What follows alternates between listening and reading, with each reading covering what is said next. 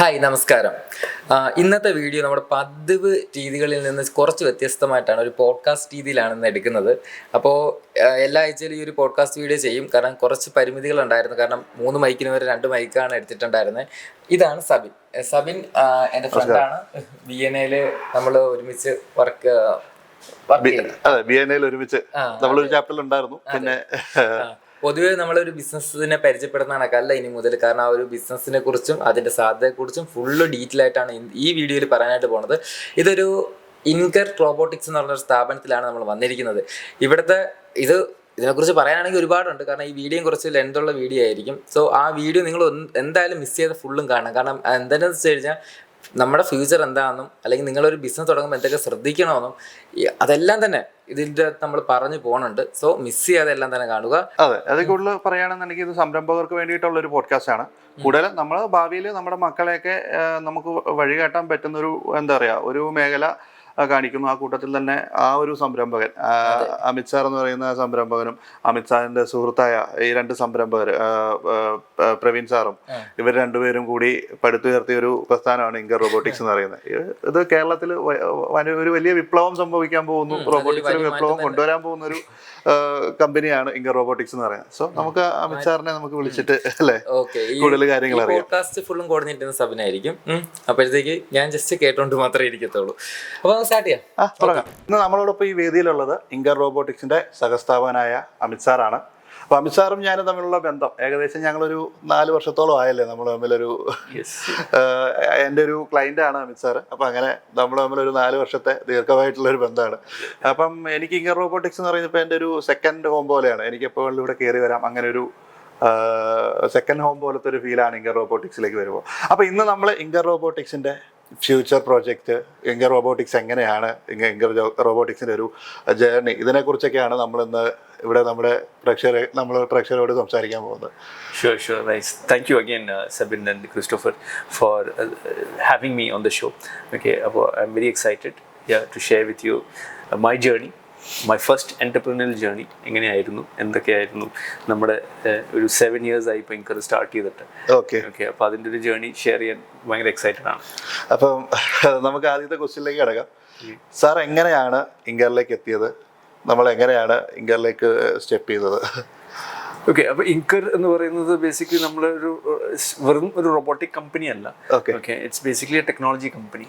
Okay, അപ്പോൾ robotics ഇടാനുള്ള കാരണം തന്നെ ബേസിക്കലി എല്ലാവർക്കും അതിനെ പെട്ടെന്ന് റിലേറ്റ് ചെയ്യാൻ പറ്റും. ഓക്കെ, ആ ഒരു ആശയം കൊണ്ടാണ് നമ്മൾ റോബോട്ടിക്സ് എന്ന് പറയുന്നത്. പക്ഷെ എല്ലാ ഫ്യൂച്ചറിസ്റ്റിക് ടെക്നോളജീസും ഇപ്പോൾ AI ആയിക്കോട്ടെ, IoT ആയിക്കോട്ടെ, അതിനുള്ള ഡിഫറെൻറ്റ് സൊല്യൂഷൻസ്, കസ്റ്റമൈസ് സൊല്യൂഷൻസ് നമുക്ക് പ്രൊവൈഡ് ചെയ്യാൻ പറ്റും. ഓക്കെ, അപ്പോൾ നമ്മൾ സ്റ്റാർട്ട് ചെയ്തത് 2 വെർട്ടിക്കൽസിലാണ്. ഒന്ന് റിസർച്ച് ആൻഡ് ഡെവലപ്മെൻറ്റ്. നമുക്ക് സ്വന്തമായ ഒരു ഹ്യൂമനോയിഡ് റോബോട്ട്സ്, പിന്നെ അതേപോലെ തന്നെ ഹെൽത്ത് കെയറിൽ സെർബൽ പാസി പേഷ്യൻസിനെ ട്രീറ്റ് ചെയ്യാനുള്ള ഒരു എക്സോസ്കെൽറ്റൻ, അങ്ങനെ പിന്നെ ഒരു ഫയർ ഫൈറ്റിംഗ് റോബോട്ട് നമുക്ക് ആർമിക്ക് വേണ്ടി പ്രോട്ടോടൈപ്പ് ചെയ്തിരുന്നു. അപ്പോൾ അങ്ങനെ കുറേ R&D പ്രോജക്ട്സ് നമ്മൾ ഹെവിലി ഇൻവെസ്റ്റഡ് ആയിരുന്നു. Okay, when we started off. അപ്പോൾ അങ്ങനത്തെ ഒരു R&D വെർട്ടിക്കൽ, ബിക്കോസ് നമ്മൾ എല്ലാ മേഖലയിലും ഓപ്പർച്യൂണിറ്റീസ് കണ്ടിരുന്നു. ഓക്കെ, അപ്പോൾ അങ്ങനെയാണ് നമ്മൾ R&Dയിൽ ഫോക്കസ് ചെയ്ത് വർക്ക് ചെയ്തത്. പിന്നെ അതേപോലെ തന്നെ ട്രെയിനിങ് വെർട്ടിക്കൽസ്, അപ്പോൾ റോബോട്ടിക് ലാബ്സ് സെറ്റപ്പ് ചെയ്യുക സ്കൂൾസ് കോളേജസിൽ, അതേപോലെ ട്രെയിനിങ് കൊടുക്കുക. ബിക്കോസ് ഈ ഒരു ടെക്നോളജി വെരി സൂൺ എല്ലാവർക്കും യൂസ്ഫുൾ ആവും എന്നുള്ളൊരു അണ്ടർസ്റ്റാൻഡിങ് നമുക്ക് ആ ടൈമിലുണ്ടായിരുന്നു. അതിൻ്റെ ബാക്ക്ഗ്രൗണ്ട് ഇപ്പോൾ ഞാനും എൻ്റെ ഒരു കോ ഫൗണ്ടറും ഉണ്ട്, രാഹുൽ എന്ന് പറഞ്ഞിട്ട്.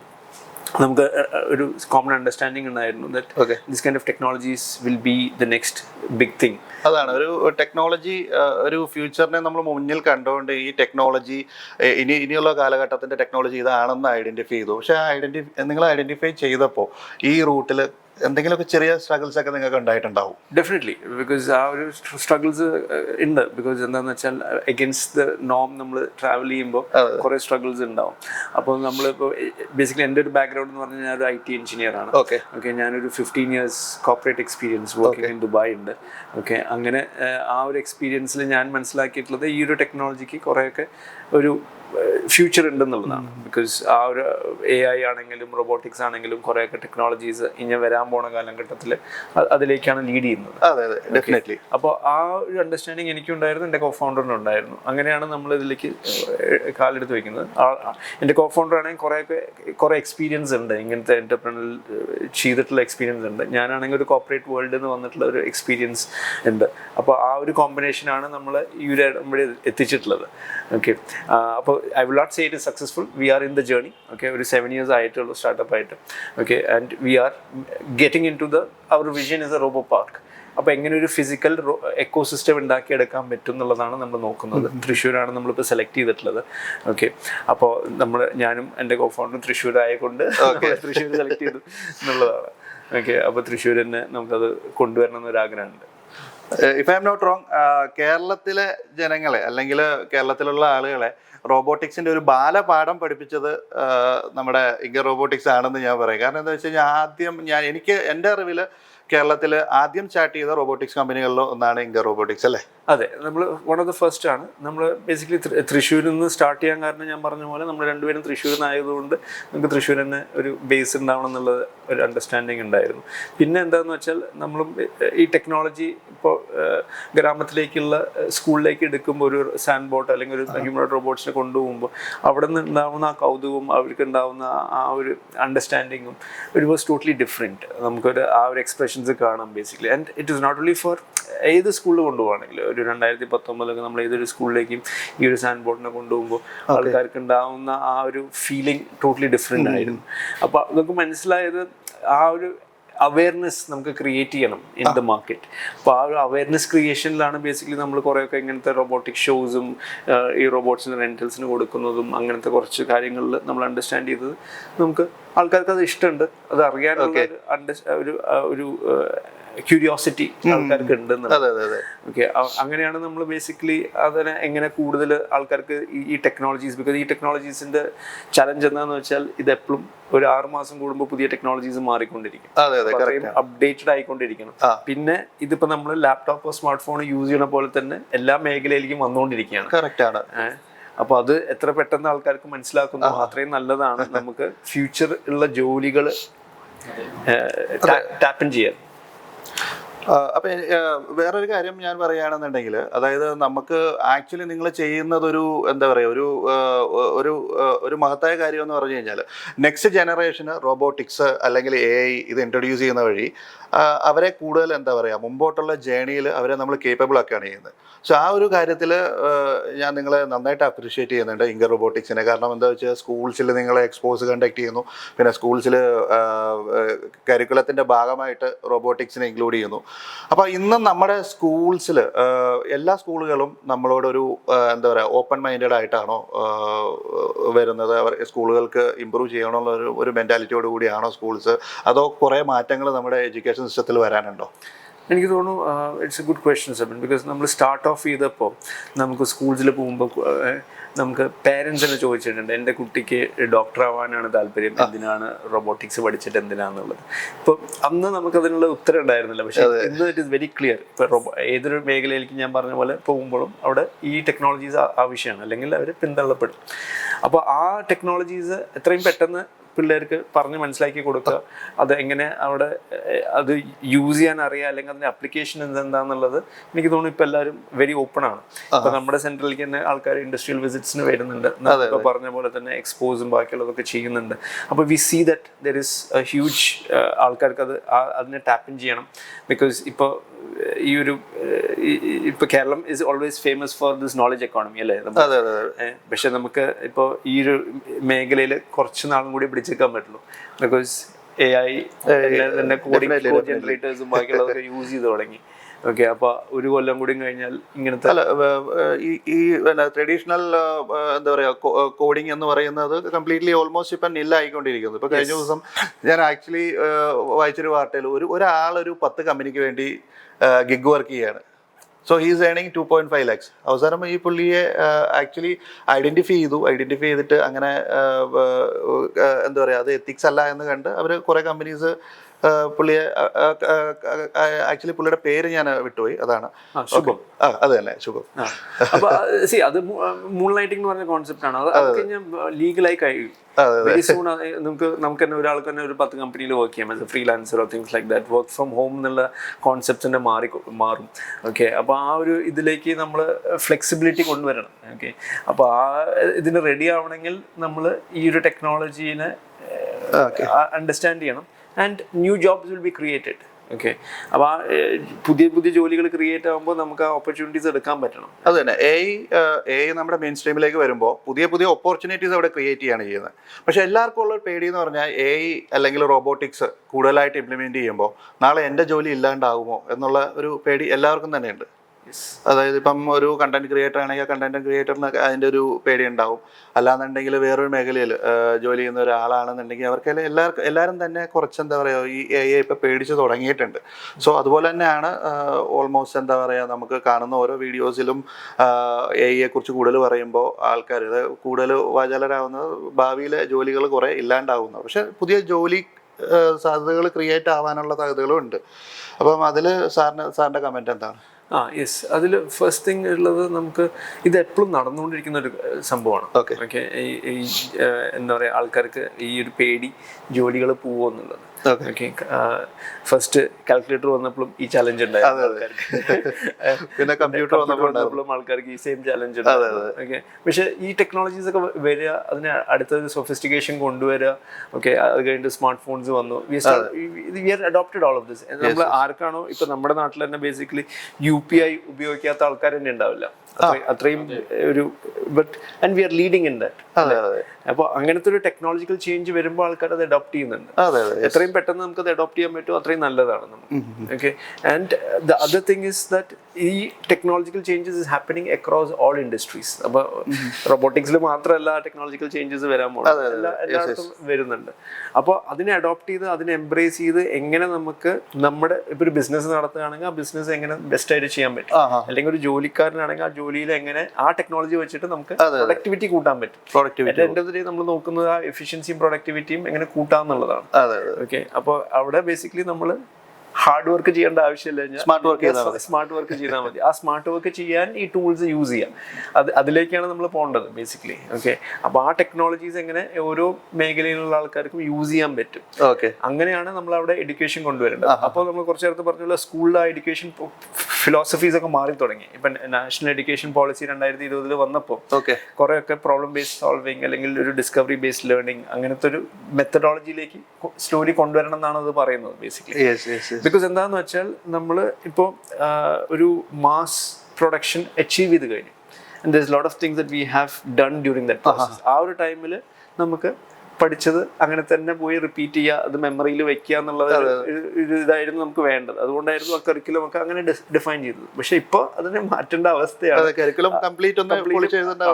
പക്ഷെ അത് പൊളിച്ചെഴുതാനും പറ്റില്ല. എന്താണെന്ന് വെച്ചാൽ ഇപ്പൊ നമ്മളൊരു ഇപ്പൊ കരിക്കുലം എഴുതി കഴിഞ്ഞാൽ 4 കൊല്ലം കഴിയുമ്പോഴേക്കും പിള്ളേരെ പഠിച്ചിറങ്ങുന്നത് അത് പുതിയ ടെക്നോളജിയാണ് വന്നു കഴിഞ്ഞു. അത്രയും ഫാസ്റ്റ് ആയിട്ടാണ് ടെക്നോളജി മൂവ് ചെയ്യുന്നത്. അപ്പോൾ ബേസിക്കലി അവർക്ക് വേണ്ടത് ഒരു concept is called fluid intelligence. എന്താണെന്ന് വെച്ചാൽ ബേസിക്കലി അവര് കോൺസെപ്റ്റ്സ് അപ്ലൈ ചെയ്തിട്ട് ഇവിടെ ഇതുവരെ കാണാത്ത പ്രോബ്ലംസിനെ സോൾവ് ചെയ്യാന്നുള്ളത്. ഓക്കെ, മനസ്സിലായോ? അങ്ങനത്തെ ഒരു ഇതിലേക്കാണ് വരേണ്ടത് കുട്ടികൾ. അപ്പോൾ അവരുടെ ക്രിയേറ്റിവിറ്റി സ്കിൽസ്, അവരുടെ critical thinking skills, problem solving skills അതൊക്കെ ബേസിക്കലി അവർക്ക് ഇംപ്രൂവ് ചെയ്തുകൊണ്ടിരിക്കണം, ബേസിക്കലി ഷാർപ്പ് ആയിക്കൊണ്ടിരിക്കണം. അപ്പോൾ അവർ കുട്ടികൾക്ക് മാത്രമല്ല എല്ലാവർക്കും ആ ഒരു ടെക്നോളജിക്കൽ ചേഞ്ചസിൽ വരേണ്ട ഈ 3 സ്കിൽസ് ആണ്. ഈ 3 skills it's not again technology. Technology അല്ല അത് ബേസിക്കലി. ക്രിട്ടിക്കൽ തിങ്കിങ്ങും കോംപ്ലക്സ് പ്രോബ്ലം സോൾവിംഗ്സും അല്ലെങ്കിൽ ക്രിയേറ്റിവിറ്റിയും ഇതിൽ എവിടെയും ടെക്നോളജി വരുന്നത് ചെയ്തെടുക്കുന്ന അല്ലെങ്കിൽ ത്രൂ പ്രാക്ടീസ് ചെയ്ത് കൊണ്ടുവരേണ്ട സംഭവം. ഇനി സ്കൂൾസ് ചെയ്യേണ്ടത് ഇവരുടെ സ്കിൽസിനെ ഷാർപ്പ് ചെയ്യാന്നുള്ള ഒരു ഒറ്റ കാര്യമാണ് സ്കൂൾസ് ചെയ്യാനുള്ളത്. അല്ലാണ്ട് അവർക്ക് എല്ലാം പഠിപ്പിക്കുക എന്നുള്ളതിനേക്കാളും ഉപരി ഇവരുടെ സ്കിൽസിനെ ഷാർപ്പ് ചെയ്യുക. പിന്നെ അവർ മുമ്പോട്ട് പോകേണ്ടത് അവരുടെ ഒരു കഴിവ് വെച്ചായിരിക്കണം. അവരുടെ കഴിവ് വെച്ചായിരിക്കണം. അപ്പോൾ സൊസൈറ്റി തന്നെ അതിലേക്ക് അഡോപ്റ്റ് ചെയ്യേണ്ട ഒരു ടൈം ആയി കഴിഞ്ഞു. ഓക്കെ, എന്തുകൊണ്ടാന്ന് വെച്ചാൽ ഇപ്പോൾ ഞാൻ I just go back into geopolitics. Okay, അപ്പോൾ ബേസിക്കലി ട്രംപ് വന്നപ്പോൾ ഇലോൺ മസ്കിനെ കൊണ്ടുവന്ന് ഡിപ്പാർട്ട്മെന്റ് ഓഫ് ഗവൺമെന്റ് എഫിഷ്യൻസി എന്ന് പറഞ്ഞ സ്റ്റാർട്ട് ചെയ്തു. അവിടെ എഫിഷ്യൻസിയുടെ കുറെ, അപ്പൊ എഫക്ട് ചെയ്യുന്നത് ഹ്യൂമൻസിനെയാണ് എഫക്ട് ചെയ്യുന്നത്. ബിക്കോസ് ഹ്യൂമൻ ക്യാപിറ്റൽ അല്ലെങ്കിൽ ഒരു കോസ്റ്റ് അവിടെ ഏറ്റവും വലുത് അത് തന്നെയാണ്.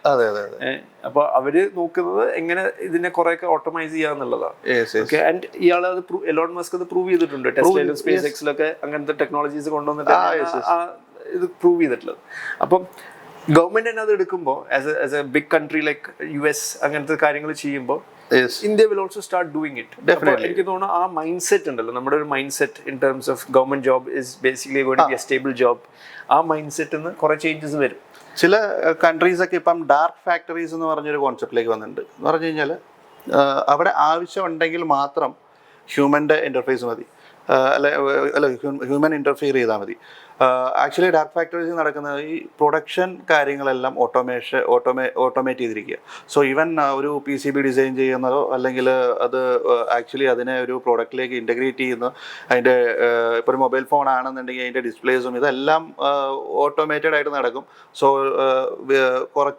കുറഞ്ഞ ഇലക്ട്രിസിറ്റി യൂസ് ചെയ്തുകൊണ്ട് കംപ്ലീറ്റ് ഡാർക്കായിരിക്കും ഈ ഒരു സറൗണ്ടിങ്സ്, കുറഞ്ഞ ഇലക്ട്രിസിറ്റി യൂസ് ചെയ്ത്.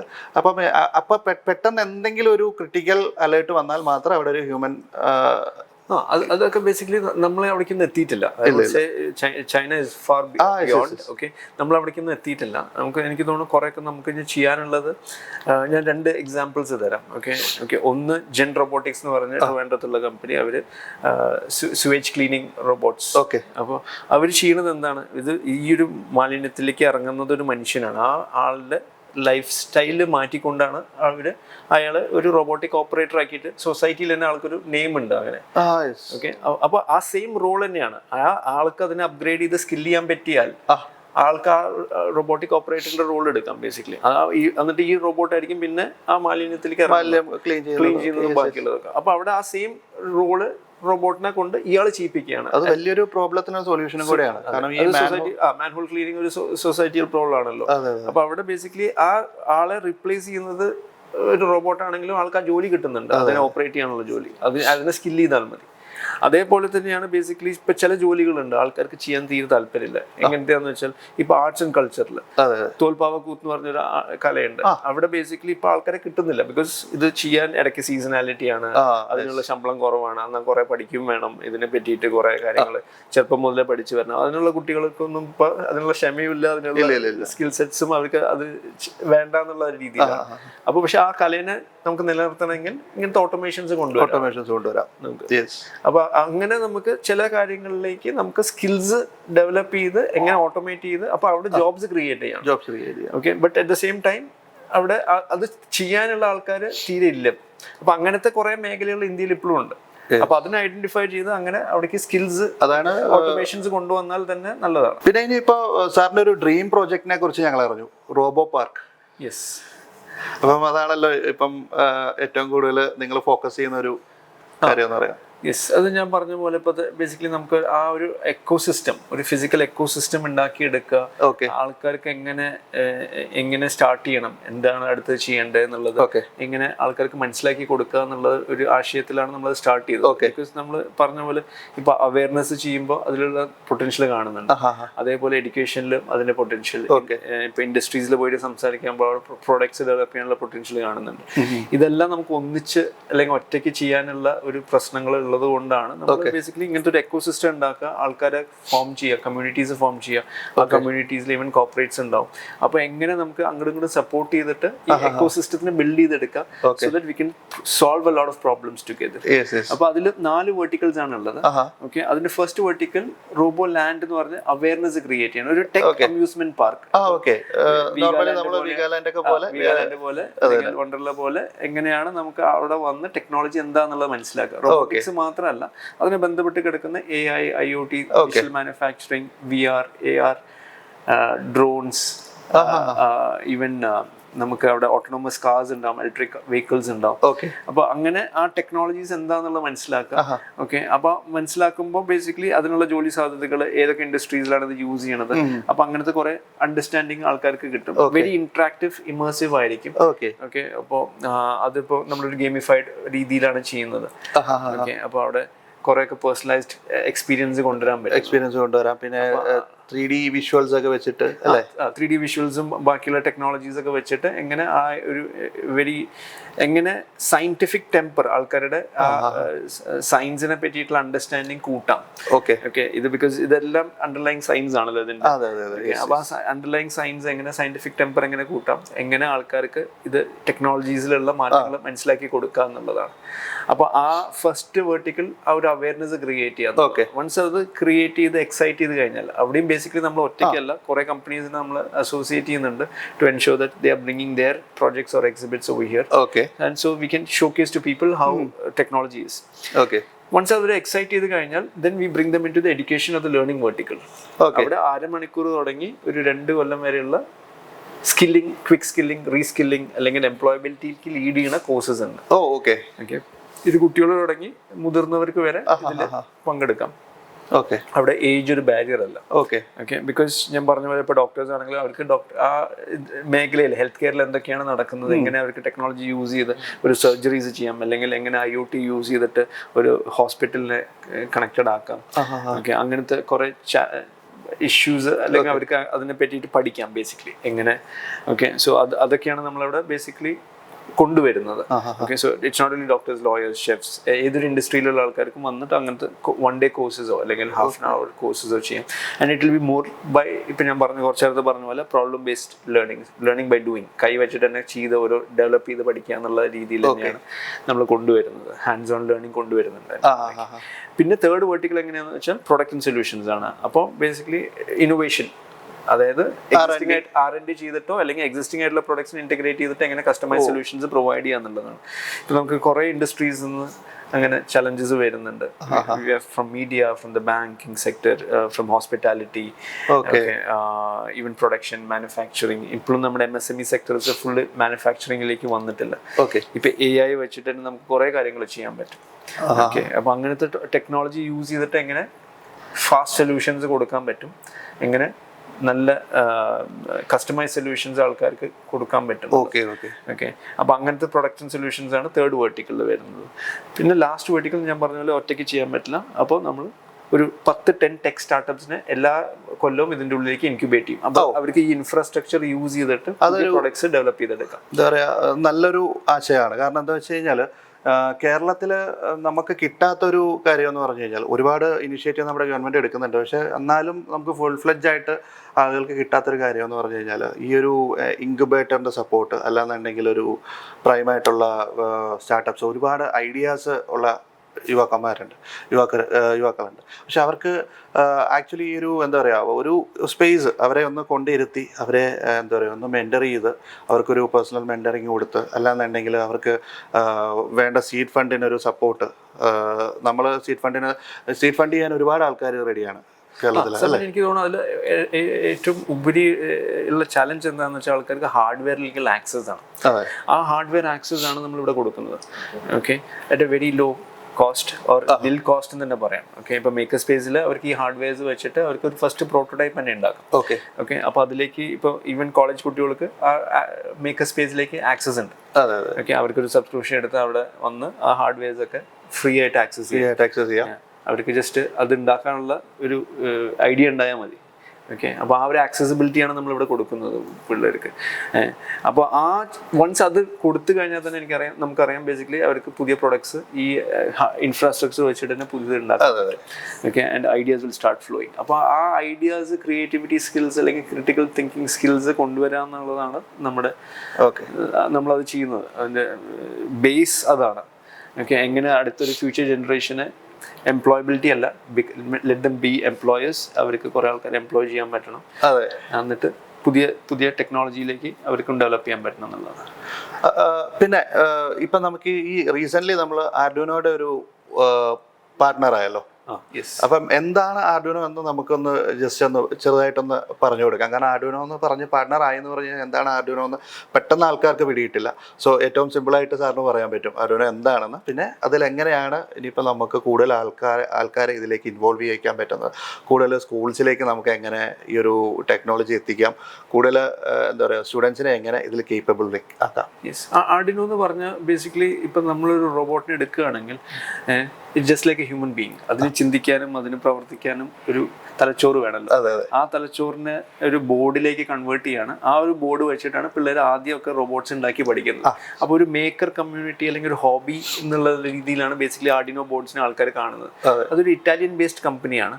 അപ്പോൾ ഇതുവരെ അവർ ഇന്ത്യൻ മാർക്കറ്റിലേക്ക് ആക്സസ് ഉണ്ടായിരുന്നില്ല. ഓക്കെ, അവർ ഡയറക്ട്ലി ഇവിടെ പ്രസന്റ് അല്ലായിരുന്നു. But it was always there. അപ്പോൾ അവർ ഓൾവേസ് ഒരു വേൾഡിലത്തെ ഒരു കമ്മ്യൂണിറ്റി നോക്കുമ്പോൾ ഇന്ത്യൻ കമ്മ്യൂണിറ്റിയിലാണ് മേക്കേഴ്സ് കൂടുതലുള്ളത്. അന്ന് അവർ ഈ ഒരു കമ്മ്യൂണിറ്റിയിൽ ഇത്രയും ഫോക്കസ് ചെയ്ത് നിന്നിട്ടുമില്ല. അതുകൊണ്ട് എന്തുണ്ടായിട്ടുള്ളതെന്ന് വെച്ചാൽ ഈ ഒരു മാർക്കറ്റിൽ അവർക്ക് കാണുന്നത് എന്താണെന്ന് വെച്ചാൽ 97% ആൾക്കാർ യൂസ് ചെയ്യുന്ന ബോർഡ്സ് ഒക്കെ ഡ്യൂപ്ലിക്കേറ്റ് ബോർഡ്സ് ആണ്. അതെ, അപ്പൊ അതിനുള്ള സേഫ്റ്റിയും അതിനുള്ള ഞാൻ കണ്ടിട്ടുണ്ട്. ഈവൻ നമ്മൾ ഓൺലൈനിൽ കയറി നോക്കുക, ആർഡിനോയുടെ ബോർഡ് പർച്ചേസ് ചെയ്യാൻ നോക്കിയാലും നമുക്ക് കുറെ ഡ്യൂപ്ലിക്കേറ്റ്സ് അതിനകത്ത് അവൈലബിൾ ആണ്. യെസ്, ആ ഡ്യൂപ്ലിക്കേറ്റ്സ് കാരണം ബേസിക്കലി അവരുടെ ബ്രാൻഡ് നെയിമിനെ എഫക്ട് ചെയ്ത് തുടങ്ങി. അപ്പോൾ അവർ ഈ കൊല്ലം തുടങ്ങി ഇന്ത്യയിൽ പ്രസൻസ് സ്റ്റാർട്ട് ചെയ്തു. ഓക്കെ, അപ്പോൾ ബേസിക്കലി അവർക്ക് വേണ്ടത് എന്താണെന്ന് വെച്ചാൽ ഇനി അതിന് സ്പ്രെഡ് ചെയ്യുക എന്നുള്ളതാണ്. ആൾക്കാർക്ക് ഈ അവയർനെസ് കൊടുക്കുക, not to use these kind of boards and ensure that അവരുടെ ബോർഡ്സിൽ കുറെ ഫീച്ചേഴ്സ് ഉണ്ട്. അത് ചിലപ്പോൾ ഈ ഡ്യൂപ്ലിക്കേറ്റ് ബോർഡ് വെച്ച് കിട്ടില്ല. അതിന്റെ സേഫ്റ്റി ഇഷ്യൂസ് ഉണ്ട്. ഓക്കെ, അപ്പോൾ കുട്ടികളാണെങ്കിൽ ബേസിക്കലി അവർ ആദ്യമായിട്ട് ചെയ്ത് പഠിക്കുമ്പോൾ ഒരു ഷോക്കോ അങ്ങനത്തെ സംഭവങ്ങളൊക്കെ ഉണ്ടായാൽ, പൊട്ടിത്തെറി എന്തെങ്കിലുമൊക്കെ ഉണ്ടായാൽ അപ്പോൾ ആ ഒരു എക്സ്പീരിയൻസ് വളരെ ബാഡാണ്.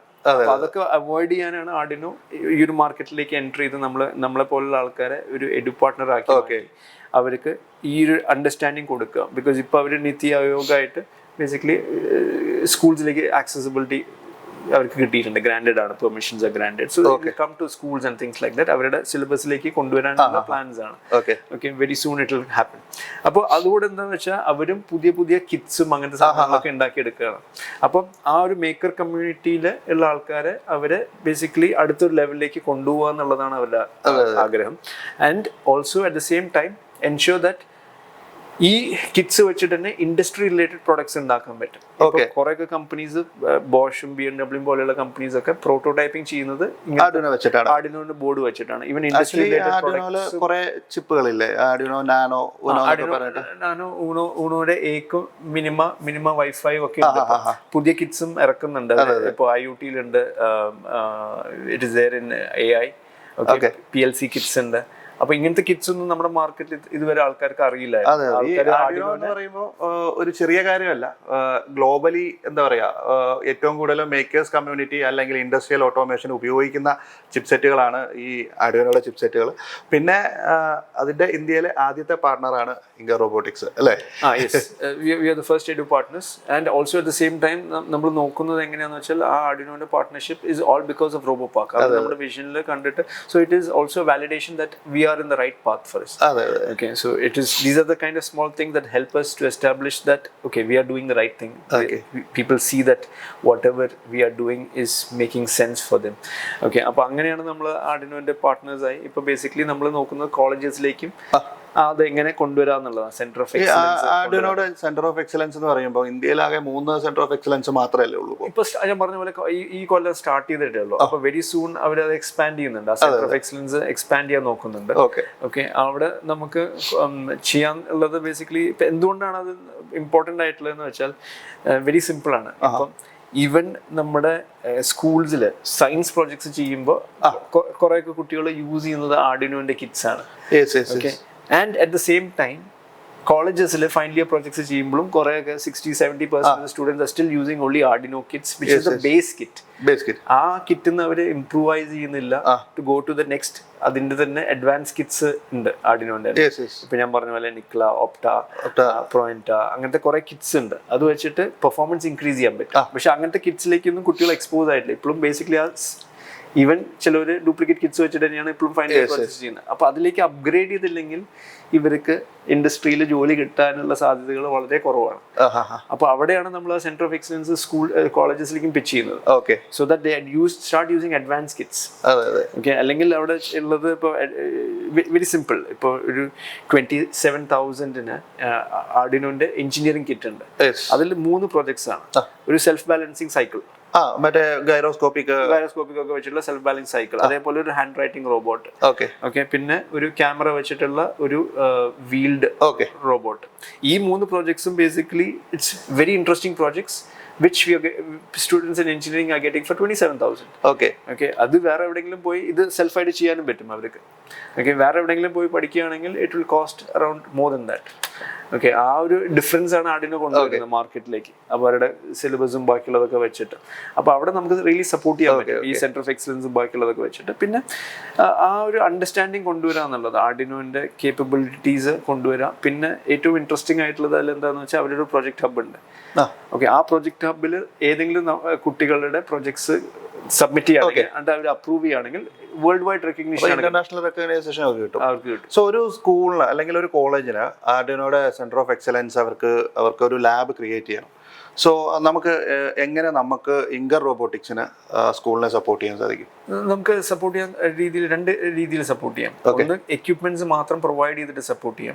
അല്ലെങ്കിൽ എക്യുപ്മെന്റ്സ് പ്രൊവൈഡ് ചെയ്ത് കഴിഞ്ഞിട്ട് അതിന്റെ ഓപ്പറേഷൻസും കൂടി നമുക്ക് സപ്പോർട്ട് ചെയ്യാം. ഓക്കെ, അപ്പോൾ ഓപ്പറേഷൻ സപ്പോർട്ട് ചെയ്യുമ്പോൾ ബേസിക്കലി നമുക്ക് അതിനെ സ്ട്രക്ചർ ചെയ്ത് കുട്ടികൾക്ക് എങ്ങനെ ആ കിറ്റ്സ് ഇൻട്രൊഡ്യൂസ് ചെയ്യണം, എങ്ങനെ അതിനെ സ്റ്റാൻഡർഡൈസ് ചെയ്ത് കൊണ്ടുപോകണം, അതിനുള്ള കാര്യങ്ങളൊക്കെ നമുക്ക് ചെയ്യാൻ പറ്റും. ഓക്കെ, അപ്പോൾ അങ്ങനെ നമുക്ക് അവിടെ സ്ട്രക്ചർ ചെയ്ത് കൊണ്ടുപോകാൻ പറ്റും. ഇതിൽ ഞാൻ ഇപ്പൊ കണ്ടിട്ടുള്ളത് ബേസിക്കലി ചലഞ്ചസ് ഓപ്പറേഷൻസ്. കുറെയൊക്കെ സ്കൂൾസിൽ ചലഞ്ച് ഉള്ളത് ഓപ്പറേഷൻസ് ആണ്. ATL ലാബ്സ് വന്നപ്പോൾ അത് ഇംപ്ലിമെന്റ് ചെയ്യാൻ അല്ലെങ്കിൽ കുറെയൊക്കെ ചലഞ്ചസ് എല്ലാവരും ഫേസ് ചെയ്യുന്നുണ്ട്. ആ കുട്ടികളെ എങ്ങനെ അപ്സ്കിൽ ചെയ്ത് കൊണ്ടുവരണം, എങ്ങനെ സ്കൂളിലുള്ള കുട്ടികളെ ബേസിക്കലി ഒരു ഹാക്കത്തോൺ ആ ഒരു കോമ്പറ്റീഷന് റെഡി ആക്കിയിട്ട് അവിടെ കുറച്ച് റോബോട്ടിക് ക്ലബ്സ് ഒക്കെ സ്റ്റാർട്ട് ചെയ്തിട്ട് എങ്ങനെ അതിനെ അടുത്ത ലെവലിലേക്ക് കൊണ്ടുപോകണം എന്നുള്ള ഒരു understanding very small few schools ഉള്ളൂ. എല്ലാവർക്കും ഇല്ല എന്നല്ല ഞാൻ പറയാം, വെരി ഫ്യൂ സ്കൂൾസിന് അതുണ്ട്. അത് ആക്ച്വലി എന്താ വെച്ച് കഴിഞ്ഞാൽ നമ്മൾ കുറെ കാര്യങ്ങൾ നമുക്ക് ഇന്നത്തെ എന്ന് പറഞ്ഞു കഴിഞ്ഞാൽ അധ്യാപകർ കുറെ കാര്യങ്ങൾ പഠിച്ചു വെച്ചിട്ടുണ്ട്. പക്ഷെ ആ കാര്യങ്ങളിൽ നിന്നൊക്കെ കുറച്ച് അൺലേൺ ചെയ്തിട്ട് പുതിയ കാര്യങ്ങൾ വീണ്ടും ലേൺ ചെയ്യേണ്ട ഒരു സെനാരിയോയിൽ കൂടെയാണ് പോകുന്നത്. കാരണം എന്താ വെച്ച് കഴിഞ്ഞാൽ നമ്മൾ നേരത്തെ പഠിച്ചു വെച്ച കാര്യങ്ങളിൽ നിന്ന് വ്യത്യസ്തമായിട്ടാണ് ഇപ്പോൾ കാര്യങ്ങൾ നടക്കുന്നത്, അല്ലേ? നമ്മൾ നേരത്തെ ഡെഫിനറ്റ്ലി അത് ഞാൻ കുറച്ച് നേരത്തെ പറഞ്ഞ പോലെ തന്നെ അധ്യാപകർ മാത്രമല്ല, ബേസിക്കലി ഇപ്പോൾ ഈവൻ ടെക്നോളജി പീപ്പിൾ. ഓക്കെ, ഇനി ഒരു ഐ വുഡ് സേ 1 year കഴിഞ്ഞ വെബ് ഡെവലപ്മെന്റ് ഒക്കെ നമുക്ക് തന്നെ ചെയ്യാൻ പറ്റും.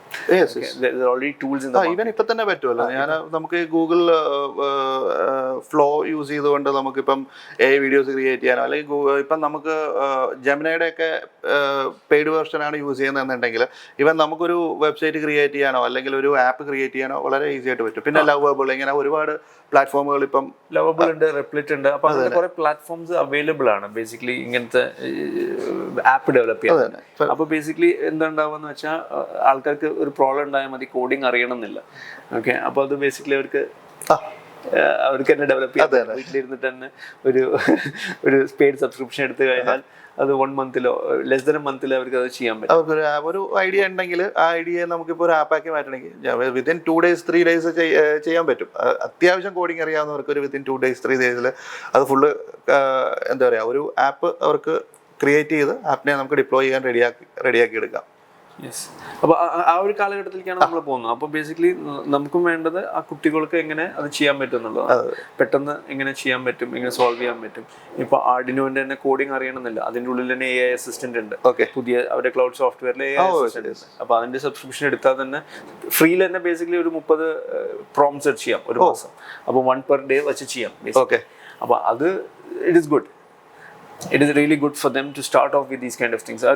Because എല്ലാവർക്കും മനസ്സിലായി തുടങ്ങി കോഡിങ് അറിയണമെന്നില്ല ഇന്നത്തെ കാലഘട്ടത്തിൽ. കുട്ടികൾക്ക് കോഡിങ് അറിയണമെന്നില്ല ടു സ്റ്റാർട്ട് ഡൂയിങ് തിങ്സ്. അപ്പോൾ ആ ഒരു ഇതിലേക്കാണ്. അതാ ഞാൻ പറയാം, ഒരാൾ 10 GW പുള്ളി സൗരഭ് അല്ലേ, 10 GW 10 കമ്പനികൾക്ക് വേണ്ടിയിട്ട് വർക്ക് ചെയ്യാണ് പുള്ളി actually as an employee. Deadlines വരുമ്പോഴത്തേനും പുള്ളി ആക്ച്വലി ആ പ്രോജക്റ്റ് ഫുള്ള് AI യൂസ് ചെയ്തുകൊണ്ട് തീർത്തിട്ട് അവർക്ക് കൊടുക്കുകയാണ് ചെയ്യുന്നത്, അല്ലേ? ഒരു 5-6 സ്റ്റാർട്ടപ്പ് കമ്പനീസിൽ ഫൗണ്ടിങ് ടീം മെമ്പറായിട്ട് വർക്ക് ചെയ്യാണ് ബേസിക്കലി. സോ അപ്പോൾ ആ ഒരു concept is called moonlighting. Basically different കമ്പനീസിൽ വർക്ക് ചെയ്യുക എന്നുള്ളത് at the same time, which will happen. ഇപ്പൊ കൺസൾട്ടന്റ് ആവണമെന്നില്ല, അല്ലെങ്കിൽ ഫ്രീലാൻസർ ആവണമെന്നില്ല. അപ്പോൾ ആ ഒരു ഇതിലേക്കാണ് ബേസിക്കലി പീസ് വർക്ക് ആയിട്ട് മാറുന്നതാണ് അതെല്ലാം. ഓക്കെ, ഇനിയുള്ള വർക്ക്സ് ഒക്കെ അങ്ങനത്തെ ഒരു ടൈപ്പിലേക്ക് മാറും. അറ്റ് ദ സെയിം ടൈം ഇപ്പോൾ ഇന്ത്യൻ മാർക്കറ്റ് നോക്കുകയാണെങ്കിൽ തന്നെ we are also looking at ഇപ്പോൾ കേരളത്തിന് പുറത്തുള്ള മാർക്കറ്റ്സിലൊക്കെ ബേസിക്കലി മാനുഫാക്ചറിങ്ങിന് നല്ല ഇമ്പോർട്ടൻസ് കൊടുക്കുന്നുണ്ട്. വി ആർ ഓൾറെഡി ഇപ്പം ഞാൻ പറഞ്ഞ UPI ഫസ്റ്റ് കൺട്രിയാണ് നമ്മൾ ഇത്രയും സ്കെയിലിൽ ചെയ്യണത്. Okay, and our transactions is one of the highest. Okay, yes. In terms of revenue as well, അതിന് കിട്ടുന്ന amount ട്രാൻസാക്ഷൻസ്. ഓക്കെ, അപ്പോൾ അത് സീംലെസ് ആയിട്ട് വർക്ക് ചെയ്യുന്നുണ്ട്. ഓക്കെ, ഇന്ത്യ ലോകത്ത് ഏറ്റവും കൂടുതൽ digital, if I M not wrong, ലോകത്ത് ഏറ്റവും കൂടുതൽ ഡിജിറ്റൽ ട്രാൻസാക്ഷൻസ് നടക്കുന്ന രാജ്യം ഇന്ത്യയാണ്. ഏറ്റവും കൂടുതൽ ചൈനയെക്കാളും ഡിജിറ്റൽ ട്രാൻസാക്ഷൻസിന്റെ കാര്യത്തിൽ ഇന്ത്യയാണ്. 10 billion transactions are happening per month. Okay, and ആ ഇതിൽ തന്നെ നോക്കുകയാണെങ്കിൽ, സ്കെയിലിൽ തന്നെ നോക്കുകയാണെങ്കിൽ, ഇപ്പം മാനുഫാക്ചറിങ് സെക്ടറിലേക്കും ഇപ്പം സെമി കണ്ടക്ടർ ഇൻഡസ്ട്രി നോക്കുകയാണെങ്കിലും നമ്മൾ we are trying to lead. Very soon we will overtake China. Lot of things are happening in that space. ഈ സെമി കണ്ടക്ടർ ഇൻഡസ്ട്രീസിൽ നമുക്ക് എവിടെയോ ഒന്ന് ചുവട് പഴിച്ചിട്ടുണ്ടായിരുന്നു അല്ലേ?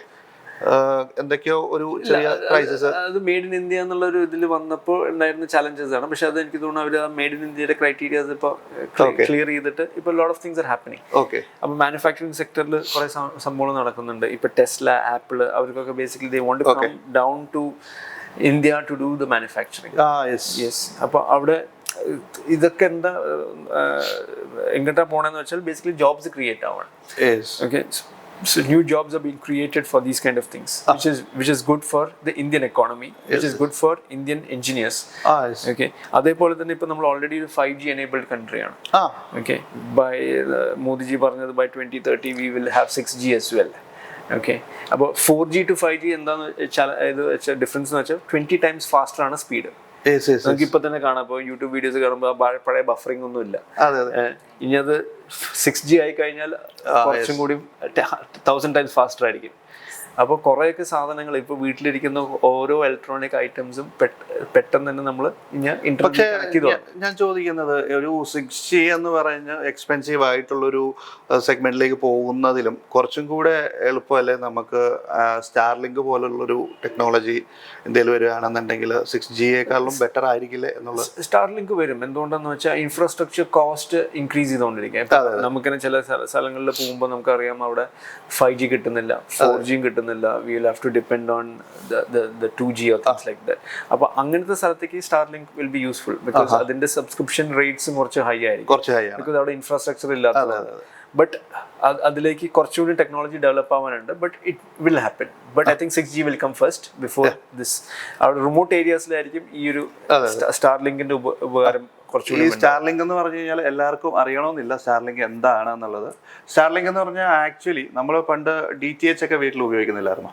അതുപോലെ ഈ ലോ ഓർബിറ്റ് സാറ്റലൈറ്റ്സിനെ വെച്ച് ആക്ച്വലി നമ്മൾ ലോ ഓർബിറ്റ് സാറ്റലൈറ്റ്സിനെ ലോഞ്ച് ചെയ്യുകയാണ് ചെയ്യുന്നത്. സാറ്റലൈറ്റുകളെ ലോഞ്ച് ചെയ്തിട്ട് ഈ ലോ ഓർബിറ്റ് സാറ്റലൈറ്റ്സിനെ വെച്ചിട്ട് നമ്മൾ ഇൻ്റർനെറ്റ് കമ്മ്യൂണിക്കേഷൻ കൊടുക്കുന്ന ഒരു ടെക്നോളജിയാണ്. നമ്മൾ പണ്ട് DTH ഒക്കെ യൂസ് ചെയ്തുകൊണ്ടിരുന്ന പോലെ തന്നെ അതുപോലെ തന്നെ ഒരു ടെക്നോളജിയാണ്. പക്ഷേ ഇത് ലോ ഓർബിറ്റ് സാറ്റലൈറ്റ്സ് ആയിരിക്കും. ഭൂമിയിൽ നിന്നൊരു 30 കിലോമീറ്റർ റേഞ്ചിലായിരിക്കും ഇത് മുകളിലേക്ക്. ആ ഒരു അത്രയൊക്കെ ഉണ്ടാവുള്ളൂ, 30 to 100 ആ കിലോമീറ്റർ റേഞ്ചിലാണ്. ബട്ട് ഗുഡ് തിങ് എന്താണെന്ന് വെച്ചാൽ അത് ഓൾറെഡി നമുക്ക് കുറെ സാറ്റലൈറ്റ്സ് അങ്ങനെ ഇപ്പോൾ ടെസ്ല ലോഞ്ച് ചെയ്തിട്ടുണ്ട്. ഓക്കെ, അപ്പോൾ ടെസ്ലയുടെ through partnership of Jio or Airtel with Tesla we could ensure. പക്ഷേ നമ്മുടെ ഒരു ഇന്ത്യൻ കമ്പനി ഇതിൽ ഒരുപാട് ഇൻവെസ്റ്റ് ചെയ്തിട്ടുണ്ട്. OneWeb എന്ന് പറഞ്ഞിട്ട്. OneWeb actually Bharti Airtel, British government, Ericsson ഇവരൊക്കെ ചേർന്നിട്ടൊരു കൺസോർഷ്യമാണ് OneWeb എന്ന് പറയുന്നത്. സോ ഇവരും മെയിനായിട്ട് എന്താ പറയുക, ഈ ലോ ഓർബിറ്റ് സാറ്റലൈറ്റ്സ് ആണ് അവർ ലോഞ്ച് ചെയ്തിട്ട് OneWeb എന്ന് പറഞ്ഞിട്ട് ഈ ടെസ്ലയെക്കാളും സ്റ്റാർലിങ്കിനേക്കാളും മുമ്പ് മാർക്കറ്റിൽ ലോഞ്ച് ചെയ്തൊരു പ്രോഡക്റ്റ് ആണ്. എന്തുകൊണ്ടും അത് ഒരിടത്ത് എത്തിയിട്ടില്ല. ബിക്കോസ് എന്താ വെച്ചാൽ ടെസ്ല അത്രയും സ്റ്റാർലിങ്ക് അത്രയും ബേസിക്കലി വീക്ക്ലി ഒക്കെയാണ് അവർ സാറ്റലൈറ്റ്സ് ലോഞ്ച് ചെയ്യുന്നത്. അപ്പോൾ അത്രയും നമ്പർ ഓഫ് സാറ്റലൈറ്റ്സ് അവിടെ ഉണ്ട്. അപ്പോൾ it's easy for them to now do that partnerships kind of a thing because അവർക്ക് ആക്സസിബിലിറ്റി ഉണ്ട്. പിന്നെ റിമോട്ട് ഏരിയാസിലാണ് ഇത് ഇപ്പോഴും കുറച്ചുകൂടി നമുക്ക് ഇൻഫ്രാസ്ട്രക്ചർ കോസ്റ്റ്, എയർടെല്ലും ജിയോനും ഇൻഫ്രാസ്ട്രക്ചർ കോസ്റ്റ് കുറയ്ക്കാനുള്ള. ആക്ച്വലി ഉക്രൈൻ യുദ്ധമൊക്കെ നടന്നപ്പോഴത്തേനും ഏറ്റവും കൂടുതൽ അവിടെ യൂസ് ചെയ്തിരിക്കുന്ന ആക്ച്വലി മൊബൈൽ ടവേഴ്സ് എല്ലാം എന്താ പറയുക ജാമായി, പ്രശ്നത്തിലായി. അപ്പം ഏറ്റവും കൂടുതൽ ആ വാറിൽ ഏറ്റവും കൂടുതൽ യൂസ് ചെയ്തിരിക്കുന്നത് ഈ സ്റ്റാർലിങ്കിൻ്റെ ടെക്നോളജിയാണ്. എക്സാക്ട്ലി. അപ്പോൾ അങ്ങനത്തെ വാർഫെയറിലും ഒക്കെ ടെക്നോളജീസ് ഇപ്പൊ ഇന്ത്യൻ പാകിസ്ഥാൻ വാറിൽ തന്നെ കുറെ ടെക്നോളജീസ് യൂസ് ചെയ്തിട്ടുണ്ട്. You will see more of these kind of technologies getting deployed. Okay, അപ്പോൾ അതിൽ കുറെ സ്റ്റാർട്ടപ്സ് വർക്ക് ചെയ്യുന്നുണ്ട് ആ ഒരു വാർഫെയർ ടെക്നോളജി ഇനിയും അഡ്വാൻസ്ഡ് ആക്കി മാറ്റാൻ. അപ്പോൾ അവിടെ human lifes will not be lost. Okay, അപ്പോൾ ആ ഒരു രീതിയിലേക്കാണ് എല്ലാ മേഖലയിലും ആ ഒരു രീതിയിലേക്കാണ് നമ്മൾ ഡെവലപ്പ് ചെയ്തുകൊണ്ടിരിക്കുന്നത്. അപ്പോൾ കുറേയൊക്കെ ഓപ്പർച്യൂണിറ്റീസ് അവിടെ ക്രിയേറ്റ് ആയിക്കൊണ്ടിരിക്കുകയാണ്. വീണ്ടും നമുക്ക് റോബോ പാർക്കിലേക്ക് തന്നെ വരാം. അപ്പൊ റോബോ പാർക്ക് എന്ന് പറയുന്ന ഒരു PPP പബ്ലിക് പ്രൈവറ്റ് പാർട്ട്ണർഷിപ്പ് ഇങ്കർ റോബോട്ടിക്സും നമ്മുടെ കേരള ഗവൺമെന്റും ഒക്കെ കൂടിയിട്ട് ഒരു പാർട്ട്ണർഷിപ്പ് അല്ലേ? അതെ. അപ്പോൾ അവിടെ ഗവൺമെന്റ് നമുക്ക് തന്നിട്ടുള്ളത് ലാൻഡാണ്. Okay, we are looking and finding the funding for it. Okay, and we are trying to do this in phases. അപ്പോൾ ഇങ്ങനത്തെ ഈ റോബോ പാർക്ക് നമ്മൾ ആദ്യം പറഞ്ഞ കേരളത്തിൽ ചെയ്യുന്നു. Okay, and we are trying to ensure that it becomes a tech tourism destination. Okay, കേരളത്തിലുള്ള ഒരു ടെക് ടൂറിസം ഡെസ്റ്റിനേഷൻ. അങ്ങനത്തെ റോബോ പാർക്ക് ഹബ്സ് നമുക്ക് ഡിഫറെന്റ് പ്ലേസസിൽ നമുക്ക് ഉണ്ടാവും. ഇതിന്റെ ഒരു മിനിയേച്ചർ പല സിറ്റീസിലായിട്ട് കൊണ്ടുവരാം. മിനിയേച്ചേഴ്സ് എന്ന് പറഞ്ഞാൽ ബേസിക്കലി ഇപ്പോൾ നമ്മൾ ഇവിടെ ഉള്ള പ്രോബ്ലംസിനായിരിക്കും അവിടെ R&D ത്രൂ സോൾവ് ചെയ്യാം. ഓക്കെ, അപ്പോൾ അങ്ങനെ ഇപ്പോൾ we have discussions with Punjab, having with Lucknow. അപ്പോൾ അങ്ങനെ അവിടെയൊക്കെ വരുമ്പോൾ ബേസിക്കലി അവിടുത്തെ പ്രോബ്ലംസ് സോൾവ് ചെയ്യുന്ന ഒരു R&D ഡിവിഷൻ ആയിരിക്കും. പിന്നെ അവിടുത്തെ ആൾക്കാർക്ക് ടെക്നോളജീസിനെ കണ്ട് മനസ്സിലാക്കാൻ പറ്റും. അപ്പം അങ്ങനെ ഡിഫറെൻറ്റ് സ്ഥലത്ത് നമുക്ക് ആ ഒരു റോബോ പാർക്ക് ക്രിയേറ്റ് ചെയ്യാൻ പറ്റും. റോബോ പാർക്ക് മാത്രമല്ല, നമുക്ക് ഈ എക്കോസിസ്റ്റത്തിൽ വരുന്ന സെന്റർ ഓഫ് എക്സലൻസുകളാണ്. ഡിഫറെൻറ്റ് യൂണിവേഴ്സിറ്റീസിൽ നമുക്ക് ഇപ്പോൾ ആർഡിനോ അല്ലെങ്കിൽ we are also in tie up with KPMG, centre of excellence in different universities.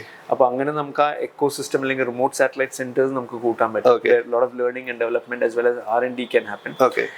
പിന്നെ ഉള്ളത് മിനി റോബോ പാർക്സ് ആണ്. ഇതിന്റെ ഫസ്റ്റ് 2 വെർട്ടിക്കൽ ആ അവയർനെസ്സും ലേണിംഗും മാത്രം ഒരു സ്മോൾ രീതിയിൽ കൊണ്ടുവന്ന് മിനി റോബോ പാർക്സ് നമുക്ക് ഡിഫറെന്റ് പ്ലേസസിൽ നമുക്ക് സെറ്റ് ചെയ്യാം. And we are also looking at robo bus എന്ന് പറഞ്ഞൊരു കോൺസെപ്റ്റ് ഉണ്ട്. അതായത് ടെക്നോളജി എങ്ങനെ വീൽസിലേക്ക് ഗ്രാമത്തിലേക്കോ അല്ലെങ്കിൽ ഒരു റൂറൽ ഏരിയാസിലേക്കോ എങ്ങനെയോ.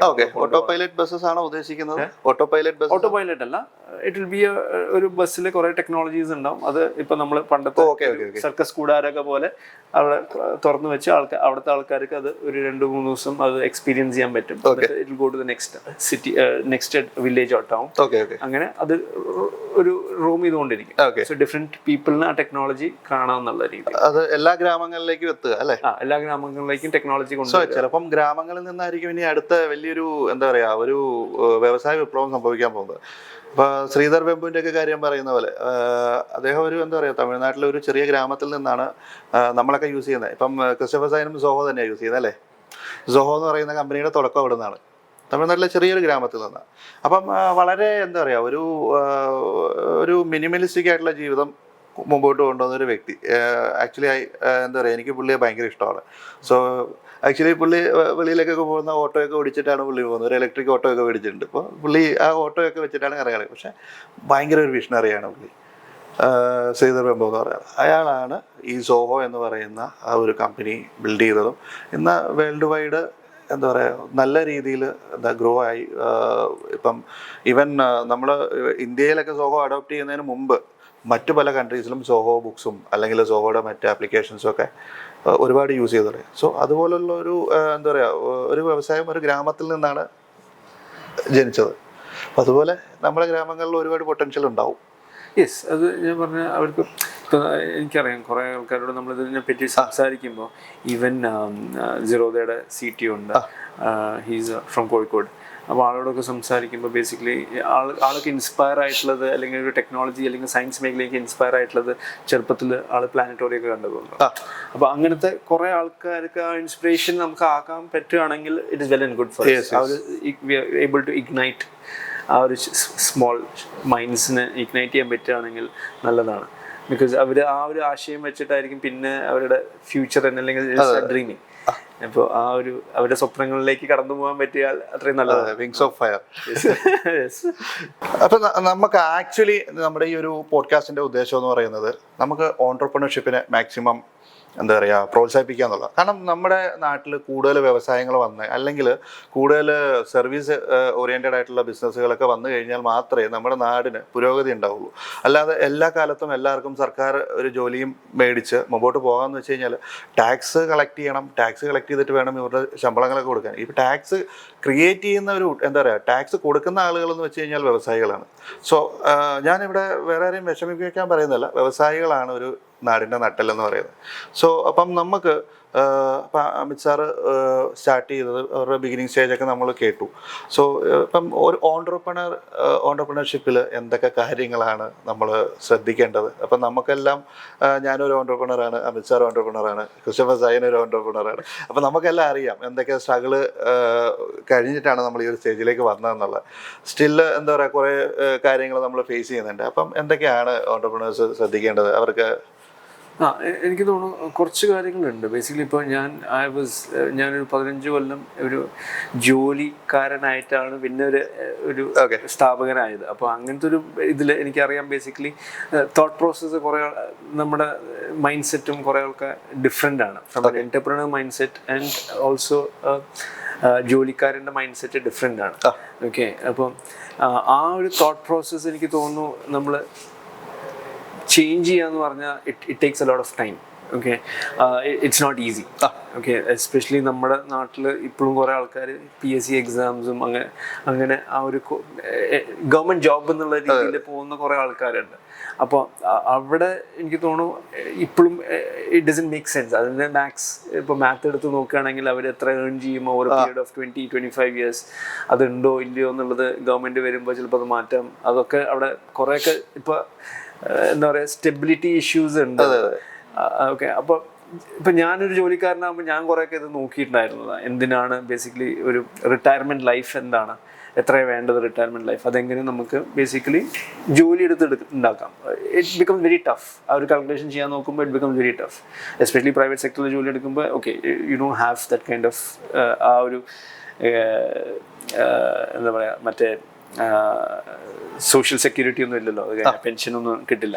അപ്പോൾ അങ്ങനത്തെ ഇതിൽ ബേസിക്കലി വെൽത്ത് ക്രിയേഷന് basically one of the tools is entrepreneurship. Okay, പക്ഷേ it is not easy. Okay, ഇപ്പം ഞാനൊക്കെ സ്കൂൾസിലും കോളേജസിലൊക്കെ പോയിട്ട് ക്ലാസ് എടുക്കാറുണ്ട്. അപ്പോൾ ഞാൻ ചോദിക്കാറുണ്ട് ബേസിക്കലി ഓക്കെ അവർക്ക് what is their favorite sports person that they would like to have or lunch or dinner or okay. അപ്പോൾ mostly everybody says Virat Kohli അല്ലെങ്കിൽ റൊണാൾഡോ. അപ്പം അവരൊക്കെ എത്തിയിട്ടുള്ളതും ഹാർഡ് വർക്കിൽ കൂടിയാണ്. നമ്മൾ കാണുന്നത് അവരുടെ ഒരു സക്സസ് മാത്രമേ കാണുള്ളൂ. അപ്പോൾ ലൈംലൈറ്റ് മാത്രമേ കാണുന്നുള്ളൂ. അപ്പോൾ ബേസിക്കലി അതേപോലെ തന്നെയാണ് എന്റർപ്രണേഴ്സും. നമ്മളൊരു സ്ട്രഗിളിൽ കൂടെ ആണ് എപ്പോഴും കടന്നത്. One problem after the other. നമ്മൾ എല്ലാ ദിവസവും പുതിയ പ്രോബ്ലംസ് ഫേസ് ചെയ്യുന്നു, അതിന് ചലഞ്ചസ് കാണുന്നു. ഓക്കെ, ആ ചലഞ്ചസ് ഓവർകം ചെയ്യുന്നു and we are coming into the getting into the understanding of how to make or run the business. ഇപ്പൊ ഇവിടെ വന്ന് ചിരിച്ചുകൊണ്ടിരിക്കുന്നുണ്ടെങ്കിലും പുറകിൽ കുറെ പ്രശ്നങ്ങൾ ഇങ്ങനെ കുക്കപ്പ് ചെയ്യുന്നുണ്ട്. പക്ഷെ അത് നാളെ പോയി തീർക്കണം. അത് തന്നെ. അപ്പൊ ആ ഒരു ഇതിലാണ് നമ്മൾ ഇരിക്കുന്നത്. ബട്ട് എന്താ പറയാ ആ പ്രഷേഴ്സും ഡെഡ് ലൈൻസ് എല്ലാം നമുക്കുണ്ട്. പക്ഷെ we get the satisfaction that we are able to give jobs to people. there is a lot of families that is running because of us. Okay, പിന്നെ എന്താന്ന് വെച്ചാൽ നമ്മളും for me specifically നമ്മളും ഒരു change ഉണ്ടാക്കാൻ നോക്കുകയാണ് in the world. Okay, and it is very tough to make that change. Okay, അതുകൊണ്ടാണ് സ്റ്റാർട്ടപ്പിലേക്ക് ഞാൻ വരണം എന്നുള്ള ഡിസിഷൻ എടുത്തത്. അതുകൊണ്ടാണ് ബിക്കോസ് നമുക്ക് എങ്ങനെ ആ ചേഞ്ച് ഉണ്ടാക്കാൻ പറ്റും. Not good to go into traditional business. Okay, അപ്പോൾ ഇപ്പോൾ ക്രിസ്റ്റഫറും ഇപ്പോൾ ഈ ചാനൽ തുടങ്ങിയപ്പോൾ ആ ഒരു മൈൻഡ് സെറ്റ് വെച്ചിട്ടാണ്. ബിക്കോസ് ഇത് ഒരു 10 കൊല്ലം നോക്കുകയാണെങ്കിൽ ഇങ്ങനത്തെ യൂട്യൂബ് ക്രിയേറ്റേഴ്സ് അല്ലെങ്കിൽ ഒരു കണ്ടന്റ് ക്രിയേറ്റേഴ്സോ ഇൻസ്റ്റാഗ്രാമോ അങ്ങനത്തെ ഒന്നും സംഭവം ഉണ്ടായിരുന്നില്ല. ഇറ്റ് ഇസ് എ ന്യൂ മേഖല അല്ലേ. ആ ഒരു പുതിയൊരു മേഖലയിലേക്ക് എൻ്റർ ചെയ്യുമ്പോൾ അതിൻ്റെ ഒരു ചലഞ്ചസും റിസ്ക്സും ഉണ്ട്, സക്സസ്ഫുൾ ആവോ ഇല്ലയോ എന്നുള്ളത്. But there was a struggling period over a period of time that you made that difference അല്ലേ. ആ ഒരു ഡിഫറെൻറ്റ് കണ്ടന്റ് പ്രൊവൈഡ് ചെയ്യാൻ പറ്റി, ആൾക്കാർക്ക് ഇഷ്ടപ്പെടാൻ പറ്റി. അപ്പം ഏതൊരു ബിസിനസ്സിനും ആ ഒരു സ്ട്രഗ്ലിംഗ് പീരീഡ് ഉണ്ട്, especially when it comes into നമ്മുടെ സ്റ്റാർട്ടപ്സിലേക്കാണെങ്കിൽ. ഇപ്പം ഞാൻ പറഞ്ഞ പോലെ നമ്മൾ സ്റ്റാർട്ട് ചെയ്തത് R&Dയിലും വി സ്റ്റാർട്ടഡ് വിത്ത് അക്കാഡമിക്സ് ആയിരുന്നു. പിന്നെ കോവിഡ് വന്നപ്പോഴാണ് ഒന്നും കൂടിയും കാശൊന്നും വരാണ്ടായപ്പോൾ നമുക്ക് ബേസിക്കലി മനസ്സിലായി എങ്ങനെ നമ്മൾ എല്ലാം കൂടി ചെയ്ത് എന്തുകൊണ്ടാണെന്ന് വെച്ചാൽ നമുക്ക് പേടിയായതുകൊണ്ടാണ്. Okay, we were afraid to fail. അതുകൊണ്ടാണ് എല്ലാം നമ്മൾ എന്ത് വന്നാലും നമ്മൾ അത് എടുത്ത് ചെയ്യാന്നുള്ള ഒരു സാധനം, നമ്മൾ ഓപ്പർച്യൂണിറ്റി കാണുന്നു എടുത്ത് ചെയ്യാം. പക്ഷെ അതിലേക്ക് ഇപ്പോൾ ഡ്രോൺ സർവീസിങ് നമ്മൾ ചെയ്യാൻ നോക്കി. ഡ്രോൺ സർവീസിങ് ചെയ്യാൻ നോക്കിയപ്പോഴാണ് ബേസിക്കലി നമുക്ക് മനസ്സിലായത് ഡ്രോൺസ് സർവീസ് ചെയ്യാനും ബാക്കിയുള്ള സംഭവത്തിനും അതിന് നിറയെ ഫണ്ട് വേണം. അതിന് ഇൻവെസ്റ്റ് ചെയ്തുകൊണ്ടിരുന്നാലാണ് അതും പ്രോപ്പറായിട്ട് റൺ ചെയ്യാൻ പറ്റും. നമ്മുടെ ഇപ്പൊ നമ്മുടെ കേരളത്തിൽ തന്നെ 30,000 ഏക്കർ നെൽകൃഷി ഉണ്ട് ബേസിക്കലി. ഓക്കെ, അപ്പോൾ അവിടെ ഒരാളല്ല 10 ആൾ വന്നാലും ഒരാൾക്ക് ചെയ്യാനുള്ള വർക്ക് ഉണ്ട് അവിടെ ശരിക്കും ചെയ്യാമെന്നെങ്കിൽ. അവിടെ ഒരു മാർക്കറ്റ് ഉണ്ട്. ബട്ട് അതിന് ഇൻവെസ്റ്റ് ചെയ്ത് അതിന്റെ റെഗുലേഷൻസും ബാക്കിയുള്ളതൊക്കെ മാറ്റാൻ വേണ്ടിയിട്ട് നമ്മൾ സ്ട്രഗിൾ ചെയ്യണം. ഓക്കെ, അതിന്റെ സബ്സിഡീസ് അഗ്രികൾച്ചർ ഇതിന്റെ മേഖലയിൽ നിന്ന് കിട്ടാനുള്ള ബേസിക്കലി അതിന്റെ ഫണ്ട്സും ബാക്കിയുള്ളതൊക്കെ അവിടെ സ്ട്രഗിൾ ചെയ്യേണ്ട ഒരു പീരീഡ് ഉണ്ടാവും. ബട്ട് അവിടെ ആ ഓപ്പർച്യൂണിറ്റിനേക്കാളും ബെറ്റർ ആയിട്ടുള്ള ഓപ്പർച്യൂണിറ്റീസ് ആയിരുന്നു നമുക്ക് ഒരു എക്കോ സിസ്റ്റം ഉണ്ടാക്കുക എന്നുള്ളത്. അങ്ങനെയാണ് നമ്മൾ ആ സ്ട്രാറ്റജിയിലേക്ക് വന്നത്. എങ്ങനെ എല്ലാം ഒരു അംബ്രല്ലയുടെ കണക്റ്റഡ് ആയിട്ടുള്ള കുറെ കാര്യങ്ങൾ ഒരുമിച്ച് മുമ്പോട്ട് കൊണ്ടുപോകാം. ബിക്കോസ് നമുക്ക് ഒരു മേഖലയിലേക്ക് മാത്രം പോകേണ്ട, ബേസിക്കലി നമുക്കൊരു അംബ്രല്ല ഉണ്ടാക്കുന്ന ഒരു കൊടക്കയിലേക്ക് കൊണ്ടുവരാൻ നമ്മൾ സംസാരിക്കാൻ പറ്റിയ ഒരു കാര്യമാണ്. അഗ്രികൾച്ചറിൽ ഈ ഡ്രോണുകൾക്ക് അല്ലെങ്കിൽ അഗ്രികൾച്ചർ പുതിയ റോബോട്ടിക്സിന് അഗ്രികൾച്ചറിൽ കുറെ മാറ്റങ്ങൾ കൊണ്ടുവരാൻ പറ്റുന്നുണ്ട്. വേൾഡ് വൈഡ് അഡോപ്റ്റ് ചെയ്തിട്ടുണ്ട്. എന്ന് വെച്ചാൽ നമുക്കിവിടെ കൂടുതൽ കൃഷികൾ ഇല്ലാത്തതുകൊണ്ടാണ് നമ്മളിത് കാണാത്തത്. തമിഴ്നാട്ടിലേക്കൊക്കെ പോയി കഴിഞ്ഞാലും കൂടുതൽ ഈ ഡ്രോൺസ് ഒക്കെ യൂസ് ചെയ്തിട്ടാണ് ഇതിനുള്ള മരുന്നുകളും കാര്യങ്ങളൊക്കെ ഇപ്പം ചെയ്യുന്നത് അല്ലേ? യെസ്. അപ്പോൾ ഞാൻ നേരത്തെ പറഞ്ഞ പോലെ തന്നെ ഇപ്പോൾ ഒരു നെല്ലിന് മരുന്ന് ഇടണമെങ്കിൽ ഒരാൾക്ക് ഒരു ദിവസം ചെയ്യാൻ പറ്റുന്നത് 3 ഏക്കർ ചെയ്യാം. ഒരു ഡ്രോൺ വെച്ചിട്ടുണ്ടെങ്കിൽ 30 ഏക്കർ ചെയ്യാൻ പറ്റും. അപ്പോൾ അത്രയും 10 times ആണ് പ്രൊഡക്ടിവിറ്റി ഇൻക്രീസ് ചെയ്യുന്നത്. പക്ഷേ നമ്മുടെ നാട്ടിൽ ഇപ്പോൾ അങ്ങനത്തെ ആൾക്കാരെ കിട്ടാനില്ല. നെല്ലിനും മരുന്നടിക്കാൻ തന്നെ ആൾക്കാരെ കിട്ടാനില്ല. അപ്പോഴാണ് നമ്മൾ ഡ്രോണിലേക്ക് പോകുന്നുള്ളൂ. അപ്പം നമുക്ക് ആക്ച്വലി ഈ ഡ്രോൺ യൂസ് ചെയ്ത് നമുക്ക് ഇങ്ങനെയുള്ള കാര്യങ്ങൾ ചെയ്യാം. അപ്പം നമുക്ക് പുതുതായിട്ട് ഒരാൾക്ക് ഇങ്ങനെ ഒരു സംരംഭം ഇപ്പോൾ ആശയം തോന്നുകയാണ്, അഗ്രികൾച്ചർ ഡ്രോൺസ് നമുക്ക് കൊണ്ടുവന്ന ഇതേപോലെ. അപ്പോൾ ഒരുപാട് റെസ്ട്രിക്ഷൻസ് ഉണ്ടല്ലോ ഈ ഡ്രോൺ യൂസ് ചെയ്യുന്നതിലും. അല്ലാന്നുണ്ടെങ്കിൽ നമുക്കത് ഒരു മുനിസിപ്പാലിറ്റി ആണെങ്കിൽ എനിക്ക് അവിടെ നിന്ന് എന്തെങ്കിലും ലൈസൻസ് ഒക്കെ അക്വയർ ചെയ്യണോ ഈ സാധനം യൂസ് ചെയ്യുന്നതിന്, അങ്ങനെ എന്തെങ്കിലുമൊക്കെ? യെസ്, അത് ലൈസൻസ് മാത്രമല്ല, ബേസിക്കലി ഡ്രോൺസ് അങ്ങനെ പറപ്പിക്കാനുള്ള ലൈസൻസ് കമ്പനിക്ക് കിട്ടും വേണം. ഓക്കെ, അതേപോലെ തന്നെ ഡ്രോൺ പറപ്പിക്കുന്ന ആള്, ഈവൻ ഇപ്പൊ നമ്മുടെ നാട്ടിൽ ഉള്ള കല്യാണത്തിന് ഡ്രോൺ പറപ്പിക്കാനുള്ള ആള് പോലും പൈലറ്റ് ലൈസൻസ് ഉണ്ടാവണം. കുറേ ഒന്നും ഇല്ല ഇപ്പോൾ. ബേസിക്കലി ഒരു സിറ്റുവേഷൻ വരുമ്പോൾ, ആക്സിഡന്റ് വരുമ്പോഴാണ് ഞാൻ അതിലേക്ക് സ്ട്രിക്റ്റ് ആവുന്നത് ഗവൺമെന്റ്. ബട്ട് ആ ഇതിലേക്കാണ് നമ്മൾ പോകുന്നത്. ഇപ്പോൾ ഡ്രോൺസ് അഗ്രികൾച്ചർ പർപ്പസിന് മാത്രമല്ല, ഈവൻ ഇപ്പോൾ സ്വിഗ്ഗിയും സൊമാറ്റോ ഒക്കെ ഡെലിവറി ഡ്രോൺസ് ഉണ്ട്.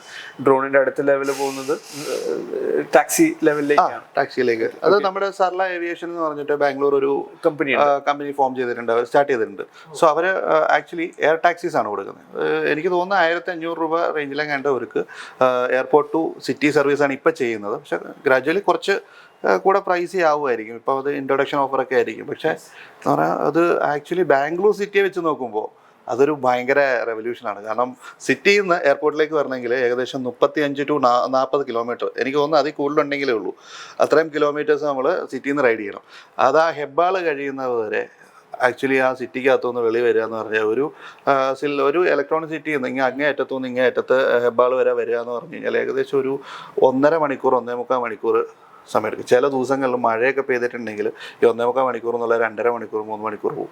അത് കഴിഞ്ഞ് ഹെബ്ബാളിൽ നിന്ന് വീണ്ടും ഒരു 1/4 മണിക്കൂറോളം യാത്ര ചെയ്താലേ നമുക്ക് സിറ്റിക്കുള്ളിലേക്ക്. ഇതിപ്പം അവിടെ നിന്ന് ഡയറക്റ്റ് ഇന്ദിരാനഗർ വരെ അവർ സർവീസ് ചെയ്യുന്നുണ്ട് അല്ലേ? യെസ്, അത് സ്റ്റാർട്ട് ചെയ്തിട്ടുണ്ട്. ഒരു ട്രയൽ ബേസിസ് സ്റ്റാർട്ട് ചെയ്തിട്ടില്ല. അപ്പോൾ going back to your question also, അഗ്രികൾച്ചറിൽ ബേസിക്കലി നമ്മൾ നോക്കുകയാണെങ്കിൽ അങ്ങനെ ഡ്രോൺസ് വെച്ചിട്ടുള്ള മാർക്കറ്റ് ഉണ്ട്. അതേപോലെ IoT പ്രൊഡക്ട്സ് വെച്ചിട്ടുള്ള മാർക്കറ്റും ഉണ്ട്. ഇതിൻ്റെ എപ്പോഴാണ് ഇതിനുള്ള വളം അതിൻ്റെ ഇത് കുറയുന്നത്, അതിനനുസരിച്ച് അത് ചെയ്തു കൊടുക്കാം. അതൊക്കെ മോണിറ്റർ ചെയ്യാൻ പറ്റും. അപ്പോൾ അങ്ങനെ പ്രിസിഷൻ ഫാമിംഗിലേക്ക് കുറേ കാര്യങ്ങൾ ടെക്നോളജീസ് ഇപ്പോൾ വന്നു തുടങ്ങി IoT യൂസ് ചെയ്ത്. അതായത് ഈവൻ നമുക്ക് ഇതിനകത്ത് ടെമ്പറേച്ചറൊക്കെ മാനേജ് ചെയ്യുന്ന രീതിയിൽ തന്നെ കുറേ കാര്യങ്ങളൊക്കെ ചെയ്യാം. പിന്നെ സോയിൽ മോയ്സ്ചറും ബാക്കിയുള്ള ഹ്യൂമിഡിറ്റിയും ഒക്കെ മാനേജ് ചെയ്യുന്ന രീതിയിൽ. പിന്നെ AI യൂസ് ചെയ്തിട്ട് തന്നെ എന്ത് കീടനാശിനിയാണ് അതിനടിക്കേണ്ടത്, എന്തെങ്കിലും രോഗം വന്നാൽ അതും നമുക്ക് ചെയ്യാൻ പറ്റും. അപ്പോൾ അങ്ങനെ കുറേ ടെക്നോളജീസ് ആ ഡൊമൈനിൽ വന്നിട്ടുണ്ട്. അപ്പോൾ എനിക്കിപ്പോൾ ഇങ്ങനത്തെ എന്റർപ്രണേഴ്സിനോട് അല്ലെങ്കിൽ എസ്പയറിംഗ് എന്റർപ്രണേഴ്സിന് പറയാനുള്ളത്, ബേസിക്കലി ഞാൻ ഇപ്പോൾ കോളേജസിലൊക്കെ പോകുമ്പോൾ ഇങ്ങനത്തെ പിച്ച് ഫെസ്റ്റിനും ബാക്കിയുള്ളതിനൊക്കെ പോകുമ്പോൾ ഞാൻ കണ്ടിട്ടുള്ളത്, പിള്ളേർ പ്രോബ്ലംസ് ആയിട്ട് പ്രോബ്ലം അല്ല കണ്ടുപിടിക്കുന്നത്, ഒരു സൊല്യൂഷനാണ് കണ്ടുപിടിക്കുന്നത്. ഒരു പ്രോബ്ലം ഉണ്ടാക്കുകയാണ്. ആ പ്രോബ്ലം ശരിക്കും എക്സിസ്റ്റ് ചെയ്യുന്നുണ്ടോ എന്നുള്ളത് അവർക്ക് അറിയില്ല. അപ്പൊ ആ ഒരു ചലഞ്ച് അവിടെ കാണുന്നുണ്ട്. ബേസിക്കലി ആ ഒരു പ്രോബ്ലത്തിനെ ഫസ്റ്റ് ഐഡന്റിഫൈ ചെയ്ത് അതിനുള്ള എക്സിസ്റ്റിംഗ് സൊല്യൂഷൻസ് എന്താണ് മാർക്കറ്റിലുള്ളത്, എന്നിട്ട് എന്താണ് ഡിഫറെന്റ് ആയിട്ട് ഒരു വാല്യൂ നമുക്ക് കൊടുക്കാൻ പറ്റും, എന്തുകൊണ്ടാണ് വേറെ കോർപ്പറേറ്റ്സ് ഒന്നും അതിലേക്ക് വരാത്തത്, അങ്ങനത്തെ ഒരു ആ ഒരു മെത്തഡോളജി ഇപ്പോൾ ചെയ്യുകയാണെങ്കിൽ, ബിക്കോസ് ആ ഒരു മെത്തഡോളജിയിലാണ് അതിനെ ഒരു ഡിസൈൻ തിങ്കിങ് പ്രോസസ്സിൽ കൂടെ പോയിട്ടാണ് അത് ചെയ്യുന്നത്. അപ്പം അതിനുള്ള ക്ഷമ ഇപ്പോഴുള്ള എന്റർപ്രണേഴ്സിനില്ല. അപ്പൊ ആ ഒരു അവിടെ ടൈം എടുത്തിട്ട് തന്നെ ഇത് വാലിഡേറ്റ് ചെയ്ത് അങ്ങനത്തെ ഒരു മാർക്കറ്റ് ഉണ്ടോ, ഇതൊരു സ്കെയിലബിൾ ചെയ്യാൻ പറ്റുമോ. ബിക്കോസ് ഇപ്പോൾ ഇൻവെസ്റ്റേഴ്സ് ഒക്കെ ബേസിക്കലി ആ ഒരു ഇതിലേക്കാണ് നോക്കുന്നത്. Basically they look at early traction develop ചെയ്യുന്നുണ്ടോ, how fast are you able to go from a prototype to the market. Okay, and deep tech ആയിട്ടുള്ള സൊല്യൂഷൻസിലേക്ക് ഇപ്പോഴും കുറേയൊക്കെ ഇൻവെസ്റ്റ്മെന്റ്സും വരുന്നില്ല. And also the challenges that we don't have the right talents to do it. അപ്പൊ ആ ടാലൻസിനെ ഇവിടെ nurture ചെയ്തെടുക്കണം. ഓക്കെ, ബട്ട് അങ്ങനത്തെ പ്രോബ്ലംസ് ഇപ്പോൾ കുറവാണ്. അങ്ങനത്തെ ഡീപ് ടെക് ആയിട്ടുള്ള പ്രോബ്ലംസ് കുറവാണ്. ബട്ട് ഞാൻ ഇപ്പോൾ പറഞ്ഞ പോലെ തന്നെ ഇപ്പോൾ കുറേയൊക്കെ ചലഞ്ചസ് നമുക്ക് കാണുന്നുണ്ട് മാർക്കറ്റിൽ. Okay, and we see lot of things that people are trying to solve it. Okay, but അതിനെ സ്കേലബിൾ മോഡലിലേക്ക് ചെയ്യണമെങ്കിൽ കുറച്ചൊക്കെ ഫണ്ട്സ് അവർക്ക് വേണ്ടി വരും. അപ്പോൾ ഫണ്ടിങ് ആണ് അവർക്ക് സ്റ്റക്ക് ആവുന്നത്. അതെ, നമുക്ക് ഫണ്ടിങ്ങിന് ഇപ്പം ഒരുപാട് സീഡ് ഫണ്ടിങ് കിട്ടുന്ന ഒരുപാട് കാര്യങ്ങൾ ഈവൻ ഗവൺമെൻറ്റിൻ്റെ ഭാഗത്തു നിന്നാണേലും ഒരു കമ്പനി തുടങ്ങി MSME രജിസ്ട്രേഷൻസ് ഒക്കെ കഴിഞ്ഞ് കഴിഞ്ഞാൽ സ്റ്റാർട്ടപ്പ് ഇന്ത്യയിലൊക്കെ രജിസ്റ്റർ ചെയ്ത് കഴിഞ്ഞാൽ അവിടെ നിന്ന് കുറേ സീഡ് ഫണ്ട്സിനുള്ള ഓപ്പർച്യൂണിറ്റീസ് ഉണ്ട്. പക്ഷേ ഇതൊന്നും എങ്ങനെ യൂട്ടിലൈസ് ചെയ്യണം എന്നുള്ളത്. സീഡ് ഫണ്ട്സ് മാത്രമല്ല, ഗ്രാൻഡ്സും ഉണ്ട്. ഗവൺമെന്റ് ഗ്രാൻഡ്സ് ഉണ്ട്. സ്റ്റാർട്ടപ്പ് ഇന്ത്യയിൽ നിന്നും ഗ്രാൻഡ്സ് കിട്ടുന്നുണ്ട്. ഈ കേരള സ്റ്റാർട്ടപ്പ് മിഷൻ ആണെങ്കിലും ഗ്രാൻഡ്സ് ചെയ്യുന്നുണ്ട്. പിന്നെ എന്താണെന്ന് വെച്ചാൽ ഈവൻ കേരള സ്റ്റാർട്ടപ്പ് മിഷനും ഇപ്പോൾ അതിൻ്റെ through IDC cells, innovation and entrepreneurship development cells ഉണ്ട് സ്കൂൾസിൽ, കോളേജസിൽ. ആ ഒരു എന്റർപ്രണർ സ്പിരിറ്റ് ഗ്രാസ് റൂട്ട് ലെവൽസിൽ നിന്ന് സ്റ്റാർട്ട് ചെയ്യാൻ വേണ്ടിയിട്ട് അവർ കുറേയൊക്കെ കോമ്പറ്റീഷൻസും പിച്ചത്തോൺസും അങ്ങനെ ഹാക്കത്തോൺസ് ഒക്കെ നടക്കുന്നുണ്ട്. അപ്പോൾ it is good from the government side as well. അപ്പോൾ ആ ഒരു ഇതിലേക്ക് സ്ലോലി ട്രാക്ഷൻസ് വന്നു തുടങ്ങിയിട്ടുണ്ട്. ബട്ട് ഐ തിങ്ക് ഈ ഒരു ചലഞ്ചാണ് അവിടെ ഉള്ളത്. How to ensure that there is a problem that exist and how to അതിനുള്ള സൊല്യൂഷൻസ് എങ്ങനെ കൊണ്ടുവരാൻ പറ്റും എന്നുള്ളത്. സോ നമുക്ക് ഇതിനെക്കുറിച്ചൊക്കെ ഡീറ്റെയിൽ ആയിട്ട് നമുക്കൊരു വീഡിയോ ചെയ്യാം, ഈ ഗവൺമെൻറ് ഗ്രാൻസിനെ കുറിച്ചും. കാരണം എന്താ വെച്ച് കഴിഞ്ഞാൽ ഇപ്പോൾ പുതുതായിട്ട് വരുന്ന ഒരു എന്താ പറയുക, ഒരു ഗ്രൂപ്പ് ഓഫ് ഓൺടർപ്രണേഴ്സിന് ചിലപ്പോൾ ഇതിനെക്കുറിച്ചിട്ട് വലിയ ധാരണ ഉണ്ടാവാമെന്നില്ല. അപ്പോൾ അത് പറഞ്ഞു കൊടുക്കുകയാണെന്ന്, കുറച്ച് ബോറിംഗ് ആയിരിക്കും ആ സബ്ജക്റ്റ്, പറഞ്ഞു കൊടുക്കുകയാണെന്നുണ്ടെങ്കിൽ വൺസ് എന്താ പറയുക, അവർക്കത് എങ്ങനെ അപ്രോച്ച് ചെയ്യാന്നുള്ള കുറച്ച് ധാരണകളുണ്ടാവും. എനിക്ക് തോന്നുന്നു അവിടെയും ചലഞ്ച് ഉള്ളത് എന്താണെന്ന് വെച്ചാൽ ജനറൽ ആയിട്ടുള്ളതും ഉണ്ട്, ചില ഇൻഡസ്ട്രി സ്പെസിഫിക് ആയിട്ടുള്ള സ്കീംസും ഉണ്ട്. അതെ. ഓക്കെ, ഇപ്പം വൺസ് ബിസിനസ് സ്റ്റാർട്ട് ചെയ്ത് കഴിഞ്ഞ് കഴിഞ്ഞാൽ കുറേ സ്കീംസ് ഒന്നും നമുക്ക് അവൈലബിൾ ആവില്ല. സ്റ്റാർട്ട് ചെയ്യുന്നതിന് മുമ്പ് അപ്ലൈ ചെയ്യാവുന്ന കുറേ സ്കീംസ് ഉണ്ട് അല്ലേ? അതെ. പിന്നെ വേറെ എന്തൊക്കെയാണ് ഫ്യൂച്ചർ പ്ലാൻസ്? ഫ്യൂച്ചർ പ്ലാൻസ് നമ്മൾ നോക്കുന്നത് ഈ കൊല്ലം നമുക്ക് we are looking at ensuring the first robo park is coming in Thrissur. നമ്മൾ ആസ് വെൽ ആസ് KPMGയുടെ ത്രൂ നമ്മൾ and Arduino we are trying to develop a few center of excellence so that we start building that community. Okay, ആ ഒരു community build ചെയ്ത് കഴിഞ്ഞിട്ട് എങ്ങനെ ആൾക്കാർക്ക് അതിലേക്ക് ഡിഫറെൻറ്റ് ടൈപ്പ് ഓഫ് കോഴ്സസ് കൊണ്ടുവരാം. ബിക്കോസ് നമ്മൾ ഇപ്പോൾ കാണുന്നത് എന്താണെന്ന് വെച്ചാൽ കുറേ technological changes very drastically is happening. നമ്മൾ അറിഞ്ഞോ അറിയാതെയോ ടെക്നോളജി യൂസ് ചെയ്തുകൊണ്ടിരിക്കുന്നുണ്ട്. ഇപ്പൊ നമ്മൾ ഈവൻ നമ്മുടെ സ്മാർട്ട് ഫോണിൽ നമ്മൾ കാണുന്ന ആ ഫേസ് റെക്കഗ്നീഷൻ ഒക്കെ AI തന്നെയാണ്. ഓക്കെ, ടെക്സ്റ്റ് ടു സ്പീച്ചും ടെക്സ്റ്റ് ടു വീഡിയോ ഇതൊക്കെ നമുക്കിപ്പോൾ അവൈലബിൾ ആയിക്കൊണ്ടിരിക്കുകയാണ്. അപ്പോൾ കുറേയൊക്കെ ഇങ്ങനത്തെ ടെക്നോളജിക്കൽ ചേഞ്ചസ് എങ്ങനെ ആൾക്കാർക്ക് പെട്ടെന്ന് ത്രൂ സ്മോൾ ട്രെയിനിങ്സ് കൊണ്ടുവരാൻ പറ്റും, ആൾക്കാർക്ക് അവയർനെസ് കൊടുക്കാൻ പറ്റും, അങ്ങനത്തെ കുറേ ഇനിഷ്യേറ്റീവ്സ് നമ്മൾ പ്ലാൻ ചെയ്യുന്നുണ്ട് in terms of through before the park comes എങ്ങനെ അതിലേക്ക് കൊണ്ടുവരാൻ പറ്റുന്നുണ്ട്. അപ്പോൾ അതിലാണ് നമ്മളിപ്പോൾ വർക്ക് ചെയ്യുന്നത്. ഓക്കെ, അപ്പോൾ ഇനി ഒരു കൺക്ലൂഷനിലേക്ക് എത്തുന്നതിന് മുമ്പ് നമുക്ക് ഇന്നത്തെ നമ്മുടെ കേരളത്തിലെ യുവ സംരംഭകർക്ക് അമിത് സാറിന് കൊടുക്കാൻ പറ്റുന്ന കുറച്ച് ടിപ്സ് എന്തൊക്കെയാണ്? എനിക്ക് തോന്നുന്നു 3 മെസ്സേജസ് ആണ് എനിക്ക് തരാനുള്ളത്. ഒന്ന്, വലിയ വലിയ സ്വപ്നങ്ങൾ കാണുക. ഓക്കെ, ബിക്കോസ് എനിക്ക് തോന്നുന്നു കുറേയൊക്കെ സ്റ്റുഡൻസ് അല്ലെങ്കിൽ ബഡ്ഡിങ് എൻ്റർപ്രണേഴ്സ് ഇപ്പോൾ നമ്മുടെ നാട്ടിൽ എല്ലാവരും പറയണ പോലെ ചെറുതായി തുടങ്ങുക പിന്നെ വലുതാക്കുക. വലുതാവൽ ഒരിക്കലും ഉണ്ടാവില്ല. വലുതായി ചിന്തിച്ചാൽ തന്നെയാണ് അത് വലുതാക്കി ചെയ്യാൻ പറ്റുള്ളൂ. അപ്പോൾ അവിടെ ഞാൻ എൻ്റെ എക്സ്പീരിയൻസിൽ ഞാൻ ചൈനയിൽ പോയപ്പോൾ കണ്ടിട്ടുള്ള സംഭവങ്ങളാണ്. അവിടെ ആദ്യം സ്റ്റാർട്ട് ചെയ്യുന്നത് തന്നെ എങ്ങനെ വേൾഡിന് മാനുഫാക്ചർ ചെയ്യാൻ പറ്റും എന്നുള്ള തോട്ട് പ്രോസസ്സിലാണ് സ്റ്റാർട്ട് ചെയ്യുന്നത്. നമ്മുടെ നാട്ടിൽ സ്റ്റാർട്ട് ചെയ്യുന്നത് എങ്ങനെ നമ്മുടെ ഗ്രാമത്തിലേക്ക് ആദ്യം സപ്ലൈ ചെയ്യാൻ പറ്റും, അവിടെ വർക്ക് ആവുമോ എന്നുള്ള രീതിയിലാണ്. അപ്പോൾ ആ തോട്ട് പ്രോസസ്സ് മാറിയാൽ തന്നെ നമ്മൾ ആ ബിഗ് പിക്ചർ കിട്ടുകയാണെങ്കിൽ it is good for. Okay. അപ്പോൾ അത് സ്കേലബിലിറ്റീനെ നമുക്ക് കുറേയൊക്കെ കവർ ചെയ്യാൻ പറ്റും. ഓക്കെ, അതാണ് ഫസ്റ്റ് തിങ്. പിന്നെ ടെക്നോളജി യൂസ് ചെയ്യേണ്ടെന്നല്ല, but it should be an enabler for the business. Okay, technology use ചെയ്തിട്ട് നമ്മൾ ബിസിനസ്സിനെ അടുത്ത ലെവലിലേക്ക് കൊണ്ടുവരണം. പക്ഷേ ടെക്നോളജി ആയിരിക്കില്ല അതിൻ്റെ കോർ. ബിക്കോസ് ടെക്നോളജി ചിലപ്പോൾ ഇന്നോ നാളെയോ മാറാം. അപ്പോൾ അതിന് ബേസ് ചെയ്തിട്ടായിരിക്കരുത് നമ്മുടെ സംരംഭം. Okay, but at the same time ആ ടെക്നോളജിക്കൽ ചേഞ്ചസ് എന്തൊക്കെയാണെന്നുള്ളത് അഡോപ്റ്റ് ചെയ്യാനും എംബ്രേസ് ചെയ്യാനുമുള്ള ഒരു മൈൻഡ് സെറ്റ് നമുക്ക് എപ്പോഴും വേണം. പിന്നെ എപ്പോഴും നമ്മൾ ചിന്തിക്കേണ്ടതും എന്റർപ്രനറിയൽ മൈൻഡ് സെറ്റ് ആണ്. ഓക്കെ, ആ ഒരു ചിന്താഗതി നമുക്ക് വരണം. എങ്ങനെ നമുക്ക് ഓരോ പ്രശ്നങ്ങളും നമുക്ക് എങ്ങനെ സോൾവ് ചെയ്യാം, ഓക്കെ, എങ്ങനെ നമുക്ക് മുന്നോട്ട് കൊണ്ടുപോകാം എന്നുള്ള ഒരു മൈൻഡ് സെറ്റ് ഉണ്ടല്ലോ. ആ ഒരു മൈൻഡ് സെറ്റ് നമുക്ക് എപ്പോഴും ഡെവലപ്പ് ചെയ്തെടുക്കേണ്ട ഒരു സ്കിൽ സെറ്റ്സ് ആണ്. ബിക്കോസ് ഞാൻ കണ്ടിട്ടുള്ളത് കുറേയൊക്കെ എന്റർപ്രനേഴ്സ് ഒരു ചലഞ്ച് വന്നാൽ ഓക്കെ അടുത്തൊരു പ്രോബ്ലം സോൾവ് ചെയ്യാന്ന് പറഞ്ഞാൽ അടുത്തൊരു സംഭവത്തിരിക്കും. അപ്പോൾ അത് അവിടെ ഇടും ബേസിക്കലി. ഓക്കെ, അപ്പോൾ അത് ഇടാണ്ട് ബേസിക്കലി അതെങ്ങനെ സോൾവ് ചെയ്ത് അടുത്ത ലെവലിലേക്ക് കൊണ്ടുപോകാന്നുള്ളതാണ്. അപ്പോൾ ഇതാണ് എൻ്റെ ഒരു 3 അഡ്വൈസ്. അതെ, ഒരു ബിസിനസ്സുകാരനാകുമ്പോൾ ഡെഫിനറ്റ്ലി മൾട്ടിപ്പിൾ കാര്യങ്ങൾ at A time multi tasking ഒരു എന്താ പറയുക സ്കില്ല്. മൾട്ടി ടാസ്കിങ് പറയുന്ന സ്കില്ല് ഇല്ലെങ്കിലും ഒരു ഓണ്ടർപ്രണർഷിപ്പ് ലൈഫിലേക്ക് വന്നു കഴിയുമ്പോൾ നമുക്കത് ഓട്ടോമാറ്റിക്കലി വന്നോളും. കാരണം കുറേ കാര്യങ്ങൾ നമ്മൾ മൾട്ടി ടാസ്കിങ്ങിലേക്ക്. പക്ഷെ അവിടെ എനിക്ക് പറയാനുള്ളത് ബേസിക്കലി നമുക്കിപ്പം നമ്മൾ തന്നെ എല്ലാം ചെയ്യണം എന്നുള്ള ഇത് വെക്കരുത് അവിടെ. As an entrepreneur we should ensure that we have to have a dedicated team. ആ ടീമിനെ അക്കൗണ്ടബിൾ ആക്കുക എന്നുള്ളതാണ് അവിടെ ചെയ്യേണ്ടത്. ആ ടീമിനെ എങ്ങനെ നമുക്ക് ബെറ്റർ ദൻ അസ്, ഇപ്പൊ നമ്മൾ ടെക്നോളജിയിൽ ബെറ്റർ ആണെങ്കിൽ അല്ലെങ്കിൽ ഓപ്പറേഷൻസ് ബെറ്റർ ആണെങ്കിൽ we should ensure that the team members are having complementary skills. അവർ ഫൈനാൻസിന് ബെറ്റർ ആയിരിക്കണം, അല്ലെങ്കിൽ സെയിൽസിൽ ബെറ്റർ ആയിരിക്കണം. അപ്പോൾ അങ്ങനത്തെ ഒരു കോംപ്ലിമെന്ററി ടീമിനെ ഡെവലപ്പ് ചെയ്താൽ തന്നെ ഡിഫറെന്റ് ആശയങ്ങൾ വരും. അപ്പോൾ അവർക്ക് അവരുടെ സ്കിൽസിൽ ഇംപ്രൂവ് ചെയ്യാനും പറ്റും, അവർക്ക് അത് പ്രൂവ് ചെയ്യാനും പറ്റും. അതെ. അപ്പോൾ നമുക്കിതൊരു കൺക്ലൂഷനിലേക്ക് എത്തിക്കാം. യെസ്. അല്ല സോ എന്നോട് ഫസ്റ്റ് പോഡ്കാസ്റ്റേ ഈ പറഞ്ഞ രീതിയിൽ ടെക്നോളജി പരമായിട്ട് എന്തായാലും നന്നായി. കാരണം ഇത്രയും നാളിൽ ഞാൻ ഇട്ട വീഡിയോസ് എല്ലാം തന്നെ ഒരു ടെക്നോളജി പരമായിട്ട് ഇത്രയും ഡീറ്റെയിൽ അല്ലായിരുന്നു. അത് ഫസ്റ്റ് പോഡ്കാസ്റ്റ് അറൗണ്ട് എനിക്ക് 1 hour അടുപ്പിച്ചുണ്ട്. എല്ലാവരും ഇത് കണ്ടിരിക്കുവാണെങ്കിൽ സീരിയസ്ലി നിങ്ങളുടെ ബിസിനസ് സ്റ്റാർട്ട് ചെയ്യുന്ന സമയത്ത് നിങ്ങൾക്ക് ഒരുപാട് കാര്യത്തിന് സൊല്യൂഷൻസ് കിട്ടും. കാരണം ഞാൻ കുറേ നേരമായിട്ട് തലകുലുക്കി എസ് പറഞ്ഞുകൊണ്ടിരുന്നു. നെക്സ്റ്റ് പോഡ്കാസ്റ്റ് മുതൽ 3 മൈക്ക് എന്തായാലും ഉണ്ടാവും. സോ സാറിനെ പരിചയപ്പെട്ടതിൽ ഒരുപാട് സന്തോഷമുണ്ട്. സാറിനുമായിട്ട് നടത്തിയതിൽ ഇതുണ്ട്. 2ാമത്തെ വീഡിയോ ഞാൻ വരുന്നുണ്ട്. നമ്മൾ റോബോ പാർക്കിലായിരിക്കും. നമ്മളിനിയിപ്പം എന്തായാലും ഒരു വീഡിയോക്ക് കഴിഞ്ഞ് ഞാൻ വരുന്നുണ്ട്. അപ്പോൾ നമുക്ക് ഫുള്ള് റോബോ പാർക്ക് എന്താണ് എങ്ങനെയാണെന്ന് എല്ലാം ഞാൻ ആദ്യം സത്യം പറഞ്ഞ മറ്റേ എന്തിൻ്റെ സിനിമയിലാണ് റോബോട്ടിക്സ് അത് മനസ്സിലാക്കിയത്. സീരിയസ്ലി റോബോട്ടിക്സിൻ്റെ ഇതെന്താണെന്നും ഈ വീഡിയോ ഫുള്ളും കാണുവാണെങ്കിൽ ഒരാൾക്ക് മനസ്സിലാവുമായിരിക്കും. അതല്ലെങ്കിൽ എന്തായാലും അവരുടെ കരിയറിൽ അല്ലെങ്കിൽ ജീവിതത്തിൽ മുന്നോട്ടുള്ള യാത്രയിൽ അവരെന്തായാലും ഇംപ്ലിമെൻ്റ് ചെയ്യേണ്ട കാര്യം കൂടിയാണ്.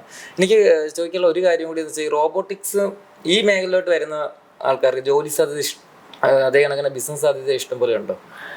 ഡെഫിനറ്റ്ലി അവിടെ ജോലി സാധ്യതകളുണ്ട്, ബിസിനസ് സാധ്യതകളുണ്ട്. ബിക്കോസ് എന്തുകൊണ്ടാണ് ഞാൻ പറയണതെന്ന് വെച്ചാൽ ഇപ്പം റോബോട്ടിക് എഞ്ചിനീയേഴ്സ് ഇനി ഞാൻ പറഞ്ഞ പോലെ കോഡല്ല അറിയേണ്ടത്. ഈ കോഡ് എങ്ങനെ നമുക്ക് ഹാർഡ്വെയറിലേക്ക് കണക്ട് ചെയ്യാം എന്നുള്ളതാണ്. അപ്പോൾ അവിടെയാണ് ഇനി പോസിബിലിറ്റീസും ജോലികളും കിടക്കുന്നത്. ഓക്കെ, ഹാർഡ്വെയറിലേക്ക് കണക്ട് ചെയ്യേണ്ടി വരും. ഓക്കെ, അപ്പോൾ നമ്മളിപ്പോൾ എന്തെങ്കിലും പറഞ്ഞാൽ ആ ഒരു എക്യുപ്മെന്റ് അത് സാധനം എടുത്ത് ചെയ്യണമല്ലോ. അപ്പോൾ അത് എന്തായാലും ഹാർഡ്വെയറിലേക്ക് കണക്റ്റഡ് ആയി വരും. അപ്പൊ അവിടെ ജോലി സാധ്യതകൾ വരും. അതേപോലെ തന്നെ ഇപ്പൊ നമ്മുടെ MSME സെക്ടേഴ്സ് നോക്കുകയാണെങ്കിൽ അവിടെ ഒന്നും ഓട്ടോമേഷൻസ് വന്നിട്ടില്ല. അപ്പൊ അവിടെ കുറെ ഇങ്ങനത്തെ എന്റർപ്രണേഴ്സിന് തന്നെ സൊല്യൂഷൻസ് കൊടുക്കാനുള്ള കുറെ ഓപ്പർച്യൂണിറ്റീസ് ഉണ്ട്. ഓക്കെ, അപ്പൊ അങ്ങനത്തെ മേഖലകളിലേക്ക് ആൾക്കാർ ഇപ്പൊ നമ്മുടെ നാട്ടിൽ തന്നെ നോക്കിക്കോ, അങ്ങനത്തെ നമ്മുടെ നാട്ടിലത്തെ ആൾക്കാർ അങ്ങനത്തെ പണിയെടുക്കുന്നില്ല. പുറത്തുനിന്നുള്ള ആൾക്കാരാണ് വരുന്നത്. നാളെ അവിടെ നിന്നും റെസ്ട്രിക്ഷൻസ് വന്നാൽ ഇവര് വരില്ല. അപ്പോൾ അവിടെ ഒരു ഓപ്പർച്യൂണിറ്റി ശരിക്കും ഉണ്ട്. ഇത് നമ്മുടെ ഈ കേരളത്തിലുള്ളവർക്ക് ഈ ഓപ്പർച്യൂണിറ്റീസ് ഉള്ള കാര്യം അറിയാവോ? എനിക്ക് തോന്നുന്നില്ല എല്ലാവർക്കും. പാരന്റ്സ് കുട്ടികളെ ഈ ഒരു കോഴ്സിലോട്ട് ഇപ്പോൾ ഇടയ്ക്ക് ഡാറ്റാ സയൻസ്, ഇപ്പൊ ഡിജിറ്റൽ മാർക്കറ്റേഴ്സ് ആണ് ഫുള്ളും ഉള്ളത്. അപ്പോൾ ഒരു ട്രെൻഡിനനുസരിച്ച് മാറുന്നതല്ല ഇതെന്തായാലും. റോബോട്ടിക്സ് എന്ന് പറഞ്ഞ ഫ്യൂച്ചർ റോബോട്ടിക്സ് ആണ്, അല്ലെങ്കിൽ AI ആണെന്ന് നമുക്ക് എല്ലാവർക്കും അറിയാം, നമുക്കറിയാം. പക്ഷെ എല്ലാവർക്കും അറിയുന്നുണ്ടോ എന്ന് ചോദിച്ചു കഴിഞ്ഞാൽ എല്ലാവർക്കും അറിയില്ലല്ലോ. അതുകൊണ്ടാണ് റോബോ പാർക്ക് വരുന്നത്. അത് ആൾക്കാരെ മനസ്സിലാക്കാനും എന്തൊക്കെ ടെക്നോളജീസ് ഉണ്ട്. ഇപ്പൊ ഇപ്പോഴും നമ്മൾ പറയുന്നത് റോബോട്ടിക്സ് ആണ്. റോബോട്ടിക്സ് അല്ല, അതിനേക്കാളും AI ഉണ്ട്, IoT ഉണ്ട്, ഡിജിറ്റൽ മാനുഫാക്ചറിങ് ഉണ്ട്, okay, augmented reality, virtual reality. ഇപ്പൊ നമ്മുടെ നാട്ടിലാണ് ഏറ്റവും അപകരമായിട്ട് EVs അഡോപ്റ്റ് ചെയ്തിട്ടുള്ളത് compared to rest of the. Okay, അതിന്റെ മുകളിൽ വർക്ക് ചെയ്യുന്ന ഹൈഡ്രജൻ ഫ്യൂവൽ സെൽസ് വന്നു കഴിഞ്ഞാൽ അടുത്തൊരു കുറെ റെവല്യൂഷൻ തന്നെയാണ്. സോഡിയം സെൽസ് ഇപ്പം ഡിമാൻഡ് ആയി വരുന്നുണ്ട്. അതെ, അങ്ങനെ കുറെ റിസർച്ച് നടക്കുന്നുണ്ട്. റിസർച്ച് ഫീൽഡിലേക്ക് തന്നെ കുറെ ഇങ്ങനത്തെ ടോപ്പിക്സ് വരുന്നുണ്ട്. ഓക്കെ, അതേപോലെ തന്നെ ഇപ്പൊ നമ്മൾ ടാപ്പ് ഇൻ ചെയ്യാത്തത്, ഇതിൽ ഡിസ്കസ് ചെയ്യാത്തത് സൈബർ സെക്യൂരിറ്റി, ബ്ലോക്ക് ചെയിൻ. അപ്പൊ അങ്ങനത്തെ കുറെ ടെക്നോളജീസ് എങ്ങനെ നമുക്ക് സെക്യൂർ ആയി ട്രാൻസാക്ഷൻസ് ചെയ്യാം, എങ്ങനെ ഇന്റർനെറ്റിൽ കുറെ സെക്യൂർ ആക്കാൻ പറ്റും നമ്മുടെ കുറേയൊക്കെ സാധനം, ഡിജിറ്റൽ പ്രോപ്പർട്ടീസ് അല്ലെങ്കിൽ ഡിജിറ്റൽ അസറ്റ്സ് എങ്ങനെ സെക്യൂർ ആക്കാൻ പറ്റും. അങ്ങനെ അത് പറഞ്ഞു കുറെ മേഖലകൾ അങ്ങനെയുണ്ട്. Where there is an opportunity and this is all technology, emerging technology അല്ലെങ്കിൽ ഫ്യൂച്ചറിസ്റ്റിക് ടെക്നോളജിയിൽ വരുന്ന കുറെ കാര്യങ്ങളാണ്. അപ്പൊ നമ്മളിന്ന് ഡിസ്കസ് ചെയ്തത് ഇതിന് ഒരു സൂപ്പർഫിഷ്യൽ ആയിട്ടാണ്, അല്ലെങ്കിൽ ഒരു കുറച്ച് കാര്യങ്ങളാണ്, ഏറ്റവും മുകളിൽ നിൽക്കുന്ന കുറച്ച് കാര്യങ്ങളാണ് ഡിസ്കസ് ചെയ്തിട്ടുള്ളൂ. അപ്പൊ അവിടെ ഓപ്പർച്യൂണിറ്റീസ് ഉണ്ട്. ഏതൊരു സംരംഭത്തിനും ഇതിലേക്ക് വരാനുള്ള ഒരു ഓപ്പർച്യൂണിറ്റി ഉണ്ട്. ടെക്നോളജി, അതായത് ഞാൻ പറഞ്ഞു, ആ സൊല്യൂഷൻ എന്താണെന്നുള്ളത് ഏതൊരു മാർക്കറ്റിലേക്കാണ് നമ്മൾ സെർവ് ചെയ്യാൻ നോക്കുന്നത്. ബിക്കോസ് നമ്മുടെ നാട്ടിൽ 140 കോടി ജനങ്ങളുണ്ട്. ഒരാളുടെ ₹1 കിട്ടിയാൽ തന്നെ ആ ബിസിനസ് 140 കോടി ബിസിനസ്സായി മാറാൻ പറ്റും. അതാണ് അതിന്റെ പൊട്ടൻഷ്യൽ. ഓക്കെ, നമുക്ക് പുറത്തേക്ക് തന്നെ സെർവ് ചെയ്യേണ്ട ആവശ്യമില്ല. ബട്ട് ആ നമ്മുടെ ജനങ്ങൾക്ക് എങ്ങനെ സെർവ് ചെയ്യാൻ പറ്റുന്നുള്ളതാണ്. അപ്പോൾ അങ്ങനത്തെ ഒരു കമ്മ്യൂണിറ്റിയിലേക്ക് അല്ലെങ്കിൽ ഒരു ഇതിലേക്ക് നമുക്ക് എങ്ങനെ സൊല്യൂഷൻസ് കൊണ്ടുവരാൻ പറ്റും, ഇന്നോവേറ്റീവ് ആയിട്ടുള്ള സൊല്യൂഷൻസ് എങ്ങനെ കൊണ്ടുവരാൻ പറ്റും, അതിലേക്കാണ് അവിടെ ഓപ്പർച്യൂണിറ്റി ഉള്ളത്. ഓക്കെ, ആൻഡ് എനിക്ക് തോന്നുന്നു നമ്മുടെ നാട്ടിൽ കുറെ ആൾക്കാർക്ക് ഐഡിയാസ് ഉണ്ട്, പക്ഷെ പേടിയാണ് അത് ഇംപ്ലിമെന്റ് ചെയ്യാനുള്ള പേടിയാണ്. നല്ലൊരു അവയർനെസ് ഇല്ല, അല്ലെങ്കിൽ ഒരു പറഞ്ഞു കൊടുക്കാനോ വഴി കാണിക്കാനോ ആരും ഇല്ല. അതെ, അതാണ് ഞാൻ കാണുന്ന ഏറ്റവും വലിയ ബോട്ടിൽ നെക്ക് അല്ലെങ്കിൽ ഒരു ചലഞ്ചായിട്ട് കാണുന്നത് അതാണ്. ഓക്കെ, നമ്മുടെ ഇൻഗർസ് റോബോട്ടിക്സ് ഇല്ലേ, ഇതെന്തൊക്കെ നമ്മുടെ കസ്റ്റമേഴ്സ് ആരാണ്, നമ്മൾ എന്തൊക്കെ സൊല്യൂഷൻസ് ആണ് പ്രൊവൈഡ് ചെയ്യുന്നത്? ഇപ്പം നമ്മൾ ചെയ്യുന്നത് ഇങ്ങനത്തെ കുറച്ച് ടെക്നോളജി അവയർനെസ് കൊടുക്കാനുള്ള എക്സ്പോസ്, റോബോട്ടിക്സ് സ്കൂൾ കോളേജസ് മാത്രമല്ല. ഇപ്പൊ നമ്മള് എക്സിബിഷൻസിൽ തൃശ്ശൂർ പൂര എക്സിബിഷനിൽ നമ്മൾ ഉണ്ടായിരുന്നു. ഓക്കെ, ഒരു 50 ദിവസം നമ്മൾ ഉണ്ടായിരുന്നു. 100,000 ആൾക്കാർക്ക് ഇത് ടെക്നോളജി കാണിച്ചു കൊടുക്കാൻ പറ്റി. അതേപോലെ ഇപ്പൊ നമ്മൾ കോഴിക്കോട് ഉണ്ടായിരുന്നു. അപ്പൊ നമ്മൾ ഡിഫറെന്റ് എക്സിബിഷൻസ് ആയിട്ട് അസോസിയേറ്റ് ചെയ്തും ചെയ്യുന്നുണ്ട്. നമ്മൾ സ്കൂൾസും കോളേജസും ആയിട്ട് എക്സിബിഷൻസ് എക്സ്പോസ് ചെയ്യുന്നത്. നമ്മുടെ ഈ ഒരു കമ്പനിയുടെ വരുമാനം എന്ന് പറയുന്നത് ഇപ്പോൾ ഈ ഒരു എക്സിബിഷൻസിലൂടെയും കുറച്ച് IVസും കുറച്ച് ടെക്നിക്കൽ കോഴ്സസ് നമ്മൾ ഓഫർ ചെയ്യുന്നുണ്ട്. അതിപ്പോ അല്ലേ നമ്മൾ തുടങ്ങിയ സമയത്ത്, ബിസിനസ് തുടങ്ങിയ സമയത്ത് സ്ട്രഗിൾ ചെയ്ത ഫിനാൻസ് ഇൻകത്തിനൊക്കെ ഒരുപാട് സ്ട്രഗിൾ ചെയ്താണല്ലേ? അപ്പോൾ നമ്മൾ കുറേയൊക്കെ R&Dയിലാണ് ഇൻവെസ്റ്റ് ചെയ്തത്. ഓക്കെ, നമ്മളന്നൊരു 2020 സ്റ്റാർട്ടിങ്ങിലൊക്കെ ഒരു ഹ്യൂമനോയിഡ് റോബോട്ട് ഉണ്ടാക്കിയിട്ട്, 2020 കോവിഡിന് ജസ്റ്റ് മുമ്പായിട്ട് നമ്മൾ ഫെബ്രുവരി ആകുമ്പോൾ ബേസിക്കലി നമ്മൾ UAE ഒരു സ്കൂളിലേക്ക് നമ്മളൊരു ഹ്യൂമനോയിഡ് റോബോട്ടിനെ ഷിപ്പ് ചെയ്തു ഇവിടുന്ന്. അന്ന് ഇവിടെ തന്നെയാണോ? അന്നും ഇവിടെ തന്നെയായിരുന്നു. 2019 നമ്മൾ ഈ ഓഫീസ് സ്റ്റാർട്ട് ചെയ്തു. അപ്പൊ ആ ഒരു സമയത്ത് നല്ല സാധ്യത ഉണ്ടായിരുന്നു. അതോ സാധ്യതയെ കുറിച്ച് ഓൾറെഡി സാർ IT മേഖലയിലായിട്ട് സാറിന് ഓൾറെഡി അറിയാം.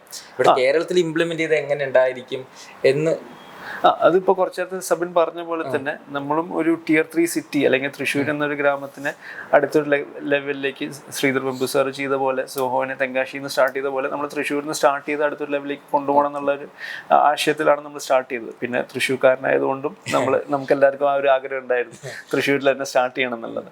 അപ്പോൾ അങ്ങനെയാണ് നമ്മൾ സ്റ്റാർട്ട് ചെയ്തത്. അപ്പോൾ ടാലൻസിനെ ഹയർ ചെയ്യാൻ നമുക്ക് പ്രശ്നങ്ങളൊന്നും ഉണ്ടായിരുന്നില്ല. നമ്മുടെ വിഷൻ നമ്മൾ പറയുമ്പോൾ ഈവൻ നമ്മുടെ CTO 2 മാസം മുമ്പ് വരെയുള്ള CTO, he was from IIT Madras, M.Tech ചെയ്തിട്ടില്ല. നമുക്ക് ഉണ്ടായിരുന്നില്ല. ഓപ്പറേഷനും ഒരു മേഖലയായതുകൊണ്ട് കുഴപ്പമൊന്നും ഉണ്ടായിരുന്നില്ല. യെസ്, അപ്പോൾ ബേസിക്കലി നമുക്ക് ചലഞ്ചസ് ഇല്ല ഇൻ ടേംസ് ഓഫ് ടീമിനെ ബിൽഡ് ചെയ്യാനുള്ള ചലഞ്ചസ് ഇല്ല, കേപ്പബിലിറ്റീസ് ഇല്ല. പക്ഷെ നമുക്കുണ്ടായിരുന്ന ചലഞ്ചസ് എന്താണെന്ന് വെച്ചാൽ എങ്ങനെ ഇപ്പോൾ അന്നേ നമ്മൾ സ്റ്റാർട്ട് ചെയ്ത് 2020 കോവിഡ് ടൈമിൽ നമ്മൾ ഈ ആശയം കൊണ്ടുവന്നത്, ഈ റോബോ പാർക്ക് എന്ന് പറഞ്ഞ ആശയം. ഓക്കെ, അവിടെ നിന്നാണ് നമ്മൾ അതിന് സ്ലോലി ബിൽഡ് ചെയ്ത് ഈ ഒരു സ്റ്റേജിലേക്ക് എത്തിയത്. ഓക്കെ, അപ്പോൾ വി ബിലീവ് ദാറ്റ് ഇതൊരു റെവല്യൂഷൻ ആയിരിക്കും. ഓക്കെ, ആൾക്കാർക്ക് ടെക്നോളജിക്ക് അതെ ടെക്നോളജി ആവും ആൻഡ് ആ ഒരു മാറ്റങ്ങൾ കൊണ്ടുവരാൻ പറ്റുന്നുണ്ട് നമ്മുടെ നാട്ടിൽ. ഓക്കെ, ബിക്കോസ് എനിക്ക് തോന്നുന്നു അങ്ങനത്തെ ഒരു സംഭവം വന്നാലാണ് ബേസിക്കലി കുറേയൊക്കെ എന്റർപ്രണേഴ്സിലേക്കും അതിലേക്ക് ആക്സസ് കിട്ടുള്ളൂ. ആ ഒരു ബിക്കോസ് വൺസ് ആൾക്കാർ വന്ന്, ബിക്കോസ് എന്തുകൊണ്ടാണ് ഞാൻ അത് പറയണമെന്ന് വെച്ചാൽ ബേസിക്കലി നമ്മൾ തൃശ്ശൂർ പൂരം എക്സിബിഷൻ നമ്മൾ 4500 സ്ക്വയർ ഫീറ്റിലാണ് ചെയ്തത്. ആൾക്കാർ അതൊന്ന് കണ്ടപ്പോഴാണ് ബേസിക്കലി ആൾക്കാർക്ക് നമ്മൾ പറയുന്ന ആൾക്കാർക്ക് മനസ്സിലായത് ഇതാണ് നമ്മൾ ഇതിൻ്റെ ഒരു അടുത്തൊരു 10 ഇരട്ടി വലുപ്പത്തിലാണ് നമ്മൾ റോബോ പാർക്ക് എന്ന് ഉദ്ദേശിക്കുന്നത്. അപ്പോൾ ആൾക്കാർക്ക് കാണുമ്പോൾ തന്നെയാണ് ടെക്നോളജി എന്താണെന്നുള്ളതും അതിൻ്റെ സാധ്യതകൾ എന്താണെന്നുള്ളതും മനസ്സിലാവുന്നത്. അപ്പോൾ ആ ഒരു ഇതാണ് നമ്മളിപ്പോൾ ഈ എക്സ്പോസിലൂടെ ചെയ്യുന്നത്. സോ അത് നമുക്ക് വൺസ് ഈ ഒരു പാർക്ക് വന്നു കഴിഞ്ഞാൽ ഒരു ഫിസിക്കൽ പ്ലേസിൽ ചെയ്ത് കഴിഞ്ഞാൽ നമുക്ക് അതിന്റെ ഓപ്പറേഷണൽ കോസ്റ്റ് വളരെയായിട്ട് കുറയ്ക്കാൻ പറ്റും. അത് അതേപോലെ തന്നെ അവിടെ റവന്യൂ സാധ്യതകളും ഉണ്ട് ബേസിക്കലി. ബിക്കോസ് എന്താണെന്ന് വെച്ചാൽ അവിടെ ടിക്കറ്റ് റവന്യൂസ് ഉണ്ടാവും. അതേപോലെ ഒരു അമ്യൂസ്മെന്റ് പാർക്ക് പോലെ തന്നെ അവിടെയും food counters, gaming counters, shopping areas ഇതൊക്കെ ഇതിൻ്റെ ഉള്ളിലേക്ക് വരും. അപ്പോൾ ആ ഒരു സ്ഥലം തന്നെ ഒരു ടെക് ടൂറിസം ഡെസ്റ്റിനേഷൻ ആയിട്ട് മാറും. അങ്ങനത്തെ ഒരു സ്ഥലം ഇന്ത്യയിൽ തന്നെ ഇല്ല എന്ന് പറയാം. അപ്പൊ നമ്മൾ നോക്കുന്നത് എന്താണെന്ന് വെച്ചാൽ ഇങ്ങനത്തെ ഇപ്പൊ ദുബായിൽ ബേസിക്കലി ഉണ്ട് ഫ്യൂച്ചർ മ്യൂസിയം ഉണ്ട്. പക്ഷെ അവിടെ വന്ന് ഇത് കണ്ടു കഴിഞ്ഞാൽ അടുത്തത് എന്താന്നുള്ളത് ആൾക്കാർക്ക് അറിയുന്നില്ല. ഇവിടെ നമ്മളത് പ്രൊവൈഡ് ചെയ്യുന്നുണ്ട്. അതാണ് നമ്മുടെ USP തന്നെ. അതേപോലെ ഇപ്പോൾ ബേസിക്കലി കുറേ ലേണിംഗ് സെന്റേഴ്സ് ഉണ്ട്. പക്ഷെ അവിടെ നിന്ന് എങ്ങനെ അത് ജോലിയിലേക്ക് കൺവേർട്ട് ചെയ്യാൻ പറ്റുന്നുള്ളതും അല്ലെങ്കിൽ എംപ്ലോയബിലിറ്റി സാധ്യതകൾ നമ്മൾ അവിടെ തന്നെ പ്രൊവൈഡ് ചെയ്യുന്നത്. എന്തുകൊണ്ടാണ് ഞാൻ പറയണതെന്ന് വെച്ചാൽ ബിക്കോസ് നമ്മൾ ഇതിൻ്റെ ഉള്ളിലേക്ക് കോർപ്പറേറ്റ്സിനെ കൊണ്ടുവരുന്നുണ്ട്. സോ MG ആയിട്ടുള്ള we are discussing with them, we are discussing with Hykon, അങ്ങനെ ഡിഫറെൻറ്റ് കമ്പനീസ്, ഡിഫറെൻറ്റ് മേഖലയിലുള്ള കമ്പനി നമ്മളായിട്ട് പാർട്ട്നേഴ്സ് ആയിരിക്കും. അപ്പം നമുക്ക് ആ ടാലന്റ് പൂളിനെ അങ്ങോട്ട് കൊടുക്കാൻ പറ്റും. Basically, these are all people who have certified or have got. പഠിച്ചിട്ട് പുറത്തോട്ട് തന്നെ പോകും. അത് നമ്മുടെ കേരളത്തിൽ നിൽക്കും. See, അത് ഓപ്പർച്യൂണിറ്റീസ് ആണല്ലോ. ഓരോരുത്തരുടെ ആസ്പിറേഷൻസും അംബിഷൻസും ഡിഫറെൻ്റ് ആണല്ലോ. അപ്പോൾ ഇറ്റ് ഈസ് ഗുഡ്. ഇപ്പോൾ നമ്മുടെ ഇപ്പോഴത്തെ എന്താ ചെയ്യണത്, ഇപ്പം നമ്മുടെ ടാക്സിന്റെ കാശ് കൊണ്ടാണല്ലോ IIT ആൾക്കാർ പഠിച്ച് US-ലേക്കൊക്കെ പോകുന്നത്. അപ്പോൾ അത് ആ ഡ്രെയിൻ എന്തായാലും നമുക്ക് എക്സ്പെക്ട് ചെയ്യാം. But these people will come back and give back to the society അല്ലേ. അല്ലെങ്കിൽ നമ്മുടെ ആ ആൾ പോകുമ്പോൾ കുറച്ച് ആൾക്കാരെയും കൂടി ആൾ കൊണ്ടുപോകുകയാണെങ്കിൽ അത്രയും ആൾക്കാർക്ക് ജോലി കിട്ടുകയാണല്ലോ. ഓക്കെ, ബിക്കോസ് ഇനി വരുന്ന കാലഘട്ടത്തിൽ you will see lot of people losing jobs as well. Okay, ഇപ്പോൾ ഇങ്ങനത്തെ ഇൻഫോസിസോ അല്ലെങ്കിൽ TCSോ ഇങ്ങനത്തെ ഫേസ്ബുക്കോ മൈക്രോസോഫ്റ്റ് ഇവിടെയൊക്കെ ആൾക്കാരെ അവർ എല്ലാ കൊല്ലവും 10% വെച്ച് കുറച്ചുകൊണ്ടിരിക്കുന്നുണ്ട്. 5-10% വെച്ച് കുറച്ചുകൊണ്ടിരിക്കുന്നുണ്ട്. അപ്പോൾ അത് ബേസിക്കലി ഇനിയും നടക്കും. ഒപ്റ്റിമൈസേഷൻ വരും അവരുടെ സൈഡിൽ നിന്ന്. ബിക്കോസ് അവർക്ക് അടുത്തൊരു മേഖല ഹാർഡ്വെയറിലേക്ക് ഇവർ പോണ വരെ ആ ഒരു സംഭവം നടക്കും. ഓക്കെ, പക്ഷേ ഞാൻ പറഞ്ഞ പോലെ ഇവിടെയും മാനുഫാക്ചറിങ് വരുന്നുണ്ട്. ഇവിടെയും ആ ജോലി സാധ്യതകൾ കൂടുന്നുണ്ട്. ഇപ്പോൾ IoT ഡിവൈസസ് ഞാൻ കുറച്ച് നേരത്തെ പറഞ്ഞ പോലെ തന്നെ എല്ലാ വീട്ടിലും ഇങ്ങനത്തെ IoT ഡിവൈസ് വന്നാൽ തന്നെ ഇപ്പോൾ നമ്മൾ എങ്ങനെയാണ് കാണുന്ന ഒരു മൊബൈൽ സർവീസ് ഷോപ്പ് കാണുന്ന പോലെ തന്നെ എല്ലാ വില്ലേജിലും അങ്ങനത്തെ സർവീസ് ഷോപ്പ് ഉണ്ടാവും. റോബോട്ടിക് സർവീസ് ഷോപ്പോ അല്ലെങ്കിൽ ടെക്നോളജി സർവീസ് ഷോപ്പ്. അപ്പോൾ ഒരു മാറ്റം വരുമ്പോൾ അങ്ങനെ ജോലികൾ ക്രിയേറ്റ് ആവും. മനസ്സിലായി. എന്ന് നമ്മുടെ പാർക്ക് ഓപ്പൺ ചെയ്യുന്നേ നമ്മളിതിപ്പോൾ അടുത്ത കൊല്ലത്തേക്കാണ് നോക്കുന്നത്. ഓക്കെ, നമുക്ക് ഇനിയിപ്പോൾ ഗവൺമെന്റിന്റെ സൈഡിൽ നിന്ന് ഒരു ലാൻഡ് ഹാൻഡ് ഓവർ കിട്ടാനുണ്ട്. അത് കിട്ടിക്കഴിഞ്ഞാൽ അവിടെ നിന്ന് ഒരു 6 മാസത്തിനുള്ളിൽ നമുക്ക് ഓപ്പൺ ചെയ്യാൻ പറ്റും. Thank you sir. Thank you. Thank you. Sir.